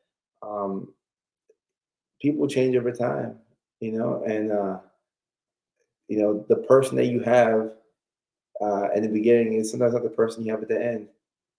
Um, yeah, hmm. It's something to give some thought to. No, I mean it is, but I think I don't know what year increments you were talking about, but you know, Candace, right? Yeah, you can't go back. You just can't go. The veil has been lifted. You cannot go back. Can't go back. You can't. You can't. You can't. And it's a beautiful way to live. It's fewer people on this side, but majority. I know you feel me. Unconditional love means you can't say no. Sometimes tough love is necessary. Yeah, yeah, it's necessary. I worry putting myself first hurts someone else. It doesn't hurt anybody else, but if you see it that way, then you're not going to put yourself first. And then, because every time you put yourself first, like, oh, somebody's being hurt. It's like, oh, every time I put myself first, somebody is stabbing a chicken somewhere or something like that. But I think Jim Rohn has this quote, and I love it. It says, "I take care of me for me, and you take care of you for you." I really like that. I like that. I take care of me for me, and you take care of you for you. And of course, I mean, if you're with somebody, you're still, like you're going to take care of them, right? But take care of yourself. That self care is going to make their job easier, and likewise, vice versa. Yeah, and nobody's stabbing the chicken. Like, you're good. Self-limiting beliefs. Self-limiting belief. You know what's crazy? And we're getting to 2 hours. Okay, so all right, I'll stream for 10 more minutes, and then I have to make some YouTube videos and a couple other stuff. But I was thinking about self-limiting beliefs, and that's the reason why a lot of people don't get what they want. And if we're talking about like a healthy relationship, yeah, you'll never get one if you don't think you can get one. And that's a lot of people's problems. Their perceptions of themselves. Like you see yourself here, and you see, like, you'll talk about yourself. The way you talk about yourself is enlightening. You'll say, "Oh, like, I'm here. Oh, but those people in healthy relationships. Oh, those people in healthy marriages. Like, yeah, they're so like inspiring. Why do you talk about them like they're in a different planet? We're in the same planet. Breathing the same oxygen, but you don't believe that you can get that. So because you don't believe it here, you're cooked already. You have to have the audacity first to think that it's possible, and then the belief comes after it. You got to believe it, but if you don't believe it, you're never going to get there. I'm sorry, you just won't. You got to believe it, and if you're struggling to believe it, you have to do things that give you tangible evidence that, okay, all right, this thing could happen. Could is the first step to, oh, it could happen. Oh, it might happen. Oh, it's gonna happen. You gotta believe it first. Animals and God are. Uh, I agree. Yeah, I agree. I agree with Jordan right here. Like, have you ever noticed that anytime your dog goes to somebody's house and like they pee on the carpet, and then like you get upset and like you spank the dog a little bit. The very next day, when you wake up and you let the dog out the kennel, the dog jumps on you. The dog doesn't care whether you and now you shouldn't be doing that to dogs, but you could neglect your dog or whatever. The dog is still going to come right back. You can call your dog, and the dog is coming right back. You know, humans are not like that. Humans are not like that. They be taking care of you for you. Right, right, right. But the hard part about this cast is the and just the validation you get from taking care taking care of somebody who should be taking care of themselves. Like when you feel like you saved somebody, it's it's such a high that you end up chasing that feeling over and over. Like, oh, I saved this, oh. And that makes you feel secure in a relationship because you're like, okay, all right, this person can't like live without me, so like, yeah, they're not gonna leave because you have a fear of abandonment. So you pick people that won't leave you because of what you're doing for them. Like, it's deep, it's deep shit, y'all. It's deep. This is deep. If the shoe fits, I think it's a suit. I think it's a suit. I'll be spitting facts tonight. I'm gonna have to wear a suit all the time. Let's be spitting facts. Kendra said the suit. Kendra, I'm weak. Yeah. No, no, but these are all self-limiting beliefs. Like you can get exactly what you want. Like I truly believe that. I mean, like my life is living proof. Like you can get exactly. I had to be audacious enough to think that. Oh, maybe I could move to LA. Maybe I could. And then things started happening, and then I'm like, oh my goodness, oh my goodness, like wow. But you don't believe that you can get a certain thing, so you're not gonna get it. Like if this is the truth hour, that's what it is. You don't believe you don't believe that you're worthy of a certain thing. So you've already written yourself out mentally, but you still want love. So you're gonna. And look, look. I'm not calling y'all out. I'm not trying to make it seem like y'all don't believe in yourselves. So y'all are living some miserable life. Like no, like I've gone through this myself. Look, this is what I've been doing in relationships. You know, like yeah, the girl was pretty, sure, she's gonna be pretty, but it's still the same type of girl. Anxious attachment. Like okay, like I'm coming, I'm providing her all of this, and then all this social media, whatever, all this fame, all this attention, and because she can't get all this attention from anybody else, all right, so that's my thing that attaches her to me. So now she won't leave. Like I do this. Like as guys, we also do the same thing in reverse. But then you start to have these issues with codependency, where it's like, all right, yeah, okay, maybe we're okay now, but I can't keep living this way. And if somebody's anxiously attaching themselves to you, you question what they do because it's a lot of people pleasing. So now you're like, hold up, I don't even know who you actually are. But at the same time, I never gave you a chance to let me know who you actually are because I came so fast and I just, shit, no, I over, I put everything on you all at once. So it takes two to play the game. But then I had to go to the root to fix the issue. I had to go to the root, take it out, and really like fix the issue. Which is why I'm taking a break. Doing this little celibacy thing for a little bit. We'll see how long it goes. I'm big chilling. We'll see how long I last. You know, we'll see how long I last. But like, you have to strip everything down, and you go to the damn root. You pick it up and say, all right, okay, cool. We're gonna fix this thing because I'm at a point in my life where I want continuity. I want things to be cumulative because I kept getting burnt out. Business, all right, let's tear all this down. Let's make sure we have our affairs in order. Relationships, our affairs in order. Interpersonal relationships, our affairs in order. The way we do one thing is the way we do everything. You have to be sick and tired of being sick and tired. And until you get to that point, you're gonna keep going in this circle. But you can't judge yourself. You just have to be like, all right, cool, cool. That was my best hour, my best minute, my best week. All right, let's go right back out there and let's do our best to have a better moment. Oh my goodness. All right. So Lisa, no, no, I'm not doing I'm not doing 10 years. I'm not doing 10 years. I'd rather do 10 years in jail. I ain't doing 10 years, Lisa. Congratulations, Lisa. This is wonderful. This is wonderful. No, self-imposed. Yeah, I respect it, but I ain't doing 10 years, Lisa. Well, that's very long with three wives. Right, right. With three wives.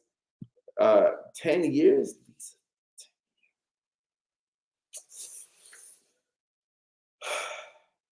Lisa, what have you learned in 10 years of celibacy? I'm actually very curious. And thank you for sharing, Lisa. I really appreciate that. What have you learned in 10 years of self-imposed? Um, I know you've been very peaceful. You've had a lot of peace. But yeah.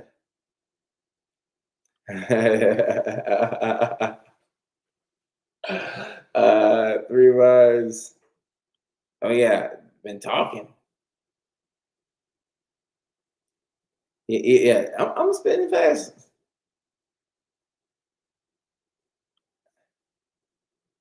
Right. Leilani and her husband have been together for 10 years. In 10 years, they've had two kids, you know, three pets. Yeah, we can do a lot in 10 years. Something for God. Uh, yeah, I'm a Christian, but I can't fully say for God. I had to chill out. I had to chill out. I had to catch myself a little bit.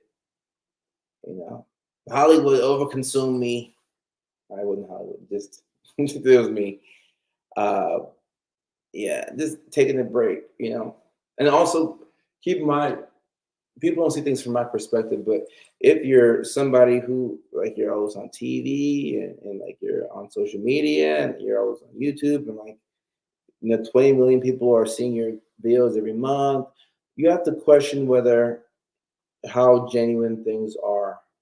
Um, and it was also a fear of mine, because like I never started posting videos to be like I didn't want to be famous. I didn't like I wasn't posting videos to like be seen. I was just posting it because I was bored in Virginia and it was 2020 and we were on TikTok and we were dancing and I was good at it and it took off and it led to this brand new life. But then, it led to all this attention and as an ADHD make you think when you crave attention, it's like, oh, you gave me the one thing I was waiting for.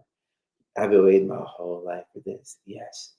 You gave me all this overabundance of attention, and then you get slammed with it and you love it and you're taking everything in and you get to do all this, you get to be here, you get to go here, you get to date this person, all that stuff. And it's very overwhelming. Um, and then yeah, I guess in a good way, mostly good way, but you have to I just got to a point where I mean I want more for myself, and I want consistency, and it's a new way of living. This is what I'm going to be talking about in Anaheim at the ADHD International Conference. Yeah, like eliminate shame and implement a system. A lot of times people say, "Oh, I wish." Everything you say after "I wish," you can go get that. Just go get it. You're just afraid to like do the actions that it takes to get that one thing.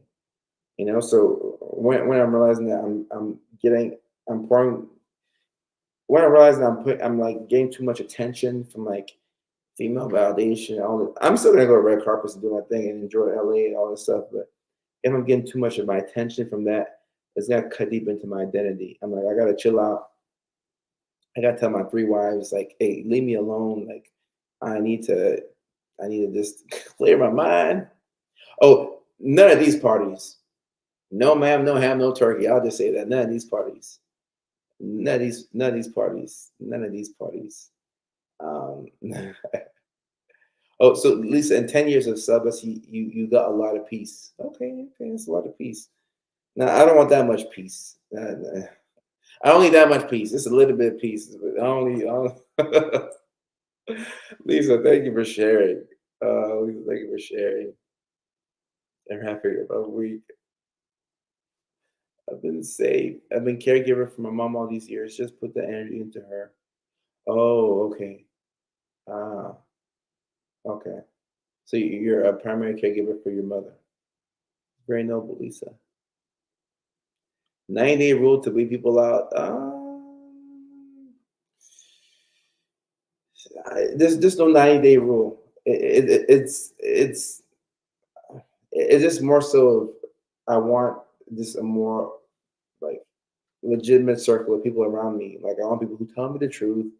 And I've been working really hard to get to do that this year, and it's taken a lot of energy, but it's been so good for my soul. It's been so good for my soul. You had more than four pets. Currently, an Aussie puppy, senior row. Look, in 10 years, 10 years is too long to be celibate. Nah, nah. Canada, yes, ma'am. Thank you. Um, we're doing good. We're doing good. I hear in Augusta, we have power at the house. There's electricity. There's warm water. I'm so grateful. I'm so grateful. I'm just so grateful. Like I remember when I was here during the storm, and then I went to LA shortly after that. But I remember when I woke up on the plane and I got off the plane and there were all the lights around because there's still a curfew here in Augusta at like 10 p.m. So you can't really be out that late. But in LA, of course, it's bright everywhere. But I was just so grateful to have light and like running water and like hot water and food and you know. But we're good. We're alive. Thank you so much for asking. I lasted for a year. Oh wow. No, there's a lot of people going sub it right now. There's a lot of folks. A year is reasonable. A year is reasonable. A year is reasonable. Yeah, no, Kim, it's easy to lose yourself. I may have lost myself a time or two, but I've always found myself back. Um, eliminate shame, and then you implement a system. That's how you manage ADHD. Eliminate the shame, implement a system. Implement a system. Different type of peace. You're damn right. I don't need that much peace of mind. I don't need 10 years worth of peace of mind. Like I need a little bit of chaos. A little bit of chaos. Uh, I grew into my gifts in that time. Lisa, that's admirable. I think that's remarkable. All jokes aside, I do think it's remarkable. No, I'm at my mom's house right now. I'm back at home. I used to be famous-ish. Yeah, yeah. uh, it's about where you find your identity. Like I have to root my identity in first and foremost being a Christian. I'm not perfect. I'm still a Mickey Ficky, but I'm a Bible believing Christian, so I try and do right by people, and I try and look after my family, and I try my best. But you don't want to put your identity in like things that can like come and go. Where am I most of the time? Los Angeles. I'm also grateful forever. Yeah, I'm grateful too. Yeah, it was rough. It was rough for a while, but we're doing good. We're doing good. But you know, the net of everything is like I have a mentality that everything that happens for me, and it doesn't happen to me. It happens for me. So like the things I learn, and I mean, like I'm grateful for Los Angeles. Some people say, "Oh, LA is so fake. LA is so fake." I mean, yes, LA. Yeah, can it be fake? Yes, it can be fake. Can you have a lot of people lying? Yeah, but if anything, it's taught me how to set boundaries. It's taught me how to become my most authentic self. And I would not have learned that at such an accelerated rate without going through what I went through. So, if anything, I'm grateful. It allows me to be a better teacher. I can tell these things to people because when you have like when there's no secondary gain, you can be upfront and tell the truth. Like like what reason do I have to lie to my community? Why? No reason. So when we can replicate that in interpersonal relationships, it's like okay, I have no reason to lie to you. So if you think I'm lying, that's on you. I have no reason to lie. But being your most authentic self, it gets lonely, but you find yourself. Let me see. Tuesdays at 6 o'clock California time, 8 o'clock Tennessee time, 9 o'clock Georgia time. Know thyself. Yeah, yeah, yeah. It's good. It's good. It's good. It's good. It's really good to take a break. I would suggest anybody to take a little bit of a break. You get to see a lot. Like I feel like what's her name, Raven, and that's a Raven. Remember how she would get these visions? I'm getting these visions now. Like I'm just like seeing through like I can just see through things more now because I'm like, all right, something's not right here. Whereas I was just going so fast now, so it's like, yeah, I gotta pause, you know, figure out like what's going on. That's correct. And LA, yeah, yeah. This is a great way to describe it. There's so much opportunity amidst so much desolation and desperation. Oh my God.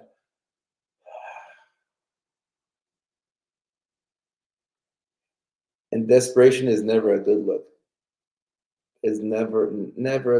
And guys, this is why I preach self sufficiency so much because when you're self, man, like and like I know my audience, I know the numbers. 77% female, 23% male. Like the day that women learn how to collectively learn how to master detachment and just remain emotional like this, as guys, we're gonna run away. We're gonna be scared. That's a scary sight to see. Like imagine having a you know argument with your girl, or like let's say I'm just gonna use cheating because trying to take it to the extreme. Let's say you cheat on your girl, and there's two girls. Girl A flips out.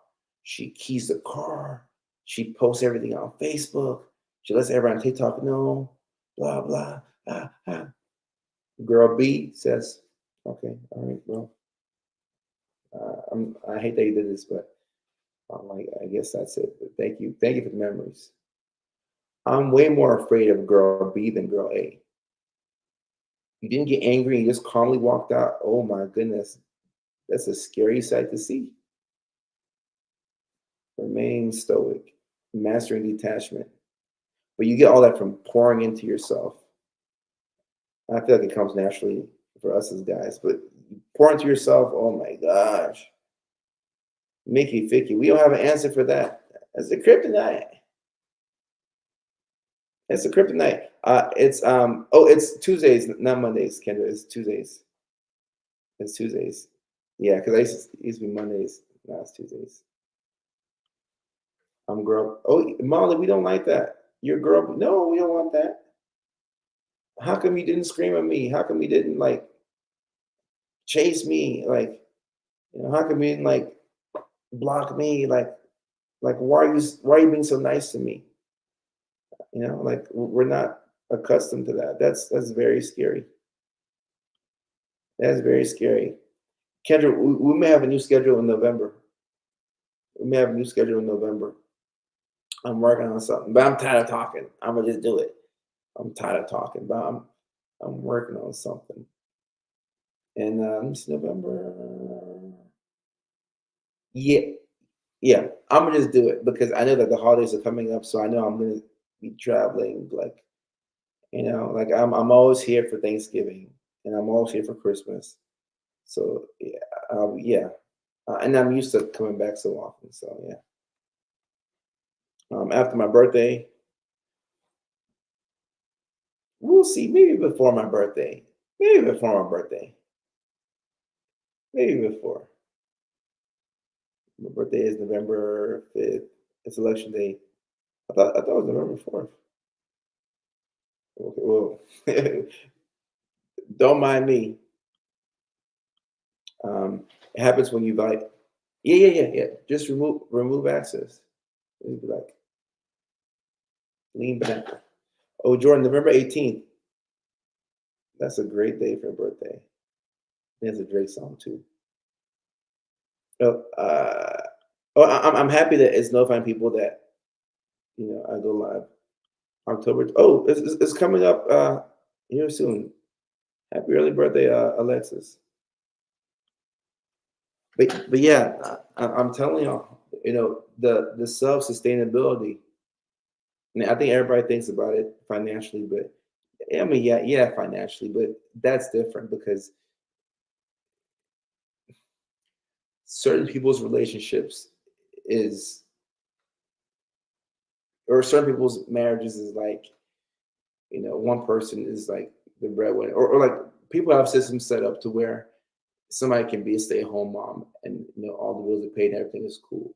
So like yes, and even then, you still have to know how to like balance the checkbook a little bit, but mainly more important is emotional self-sustainability. I think that's going to be my kick for 2025. That'd be the main thing that I'm pushing. Remember, is really men's. Okay, I'm looking forward to it too. And look, also as guys, this is something that we're also working on too. Like being able to manage our emotions and be emotionally self-sufficient. He, and that might be having to be selfish sometimes. That might be having to, you know, break certain, situationships for like, like it's gonna, you know, it's gonna expose whatever you're trying to avoid. See, Christina, that's your problem right there. It seems like a pipe dream. So, Christina, you put yourself right here, and you put emotional self-sustainability like right there. So now it looks like you're in Colorado and this emotional self-sustainability is in Iceland somewhere. You're like, okay, I can get there, but I got to take 3 planes and 5 layovers, and then I have to like swim across the ocean, and then maybe I can get. You put yourself in a whole different dimension. So the moment you believe that you can be emotionally independent and have the self-sustainability, you'll be fine. Right bar. Let's see. Yes, sir.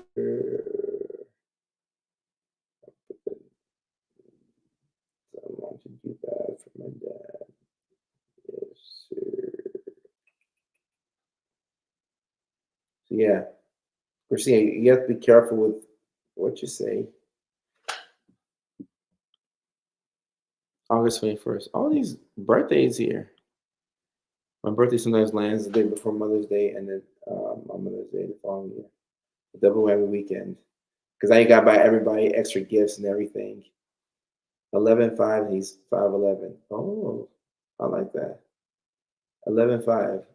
November birthdays. Election day is my mom's birthday this year. Ugh, that sucks for her.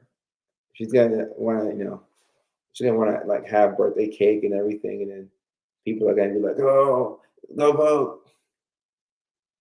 Hopefully, y'all can give her a full birthday celebration and celebrate Mama Stone. Let her enjoy her day.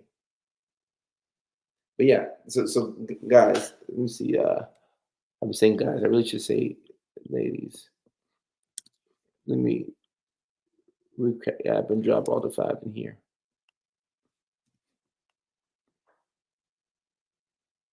All right. So this is the recap.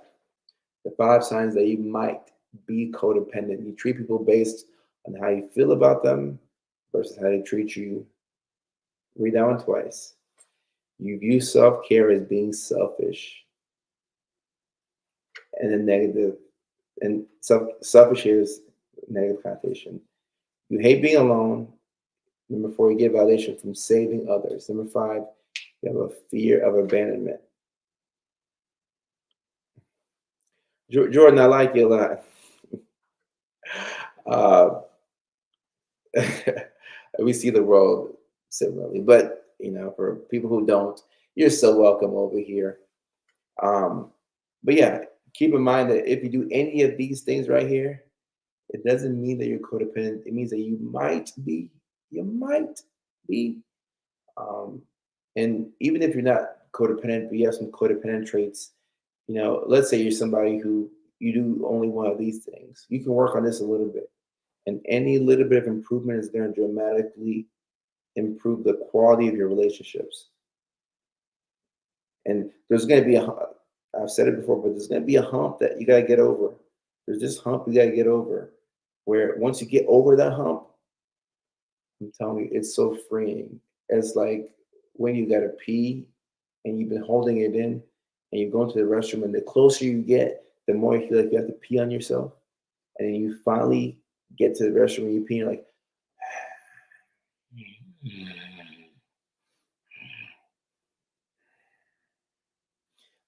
that feeling when you finally let the pee out. Or number 2, the hell with it. It feels so good. You can just relax. You can relax. Oh, that would be a linear topic. Uh, is that what we should do? Leilani, is that if that's what I mean? Y'all the ones here. We can pick it and make that the topic for the next one. You know, we can make it the topic. How to combat the codependency. You know, like the honesty, and like a lot of this has to do with unmasking and being your true self. And not everybody is in a position to do it. Like if you're working a job where you have to have the mask up a little bit, but the job pays all the bills, like, and then, you have people depending on you. Like, okay, like, let's game plan for how we're gonna do this. Let's not jump too quickly, but taking out that mask and being who you really are, it's amazing. It's amazing. I mean, real quick example.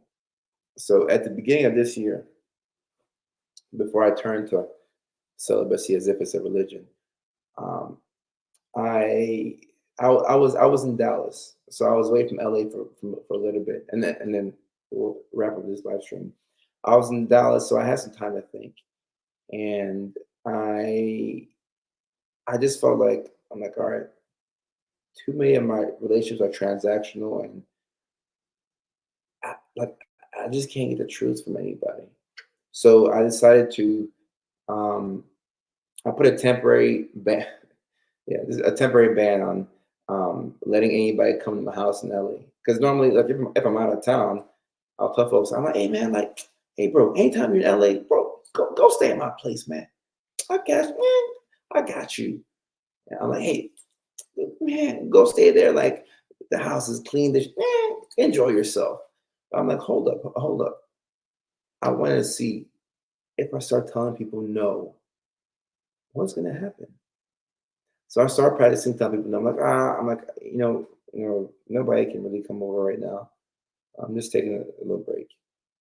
And I saw people's real reaction. A lot of people were like, "Is everything okay? Like, are you okay?" I'm like, "I'm good. I'm good. I just, you know, I'm good. Are you sure you're good?" I'm cool. I'm cool. I'm cool. Just that nobody can come over right now. But like, when I'm in the city, you can come over. But for right now, no. People start to leave. You hear from them a little less, and a little less, and a little less. And the people that I was able to tell the truth to, I'm like, these are my people. These are my people. Because I can set a boundary and I can tell you something, and you're not going to act like the sky is falling. And then as the people are shrinking, the relationships are more authentic. Because now, if I don't like something, I'm gonna let you know, and you're gonna be okay with it. Likewise, I trust that if you don't like something, let me know, so that way I'm not, chewing my gum all loud in your face or whatever, or something like that. You know. So, um, when and guys, this is advanced level stuff. So we might have to start at the beginning and then like get there. But when you're able to say no, and then people are, oh, okay, you know what? Yeah, that's fine. I'm still your friend. That's cool. It shows that that is a non-transactional relationship, and there's too many transactional relationships right now, which are frustrating a lot of people. Mom calling me. Yes, ma'am.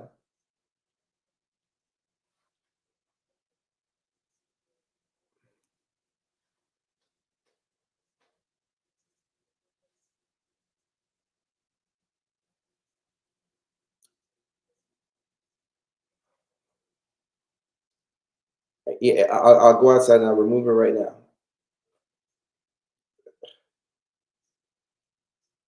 There's snakes. I'm not. I can get. I'm not. I'm not worried. I'm not worried about no snakes, mom. I'll go get. I'll go get. Okay. All right.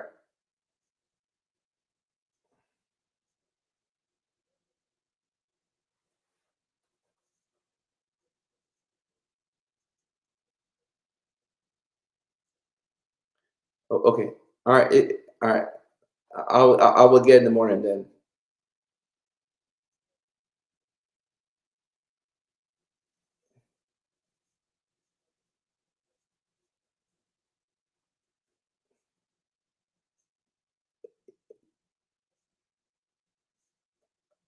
Okay.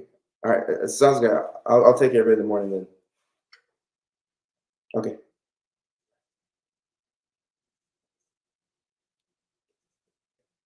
Yes, ma'am. She's good. All right. All right. Bye, love you. All right. Uh, you're finding your people. Okay. Yeah, yeah, yeah. I'm not worried about no snakes in the backyard. I mean, there's snakes in real life, and these snakes have social security numbers and heartbeats, and you know they hang out amongst us. I'm more over those snakes, the human snakes. I ain't worried about no damn snake in the backyard. I kill that snake and throw it away. All right, all right, y'all. So that's it for the live stream. This is a really good live stream. My superpowers are coming to me. I put my thinking cap on tonight. My thinking cap on tonight. Red Dead 2. Oh, that sounds fun. I wish I could play some Madden tonight. But yeah, really good live stream, y'all. And join the Discord group to see what the topic will be next. We could do how to um, how to detach yourself from codependency, or wherever the title was. But it was a really good title. We really could do that. So, all right. I appreciate y'all. I appreciate y'all. They don't like being sprayed with water. Man, I'll step on that damn snake. Those annoying snakes. I don't care for no snake. But yeah, that's it for the live stream. Let me see what's going on next week. Next week we'll be live streaming same time, Tuesday, 6 o'clock California time. I'll be coming to you all live from Los Angeles, 9 o'clock East Coast time, 8 o'clock in Tennessee. So once again, take care. I love y'all. Be safe, and I will see y'all next time. Peace.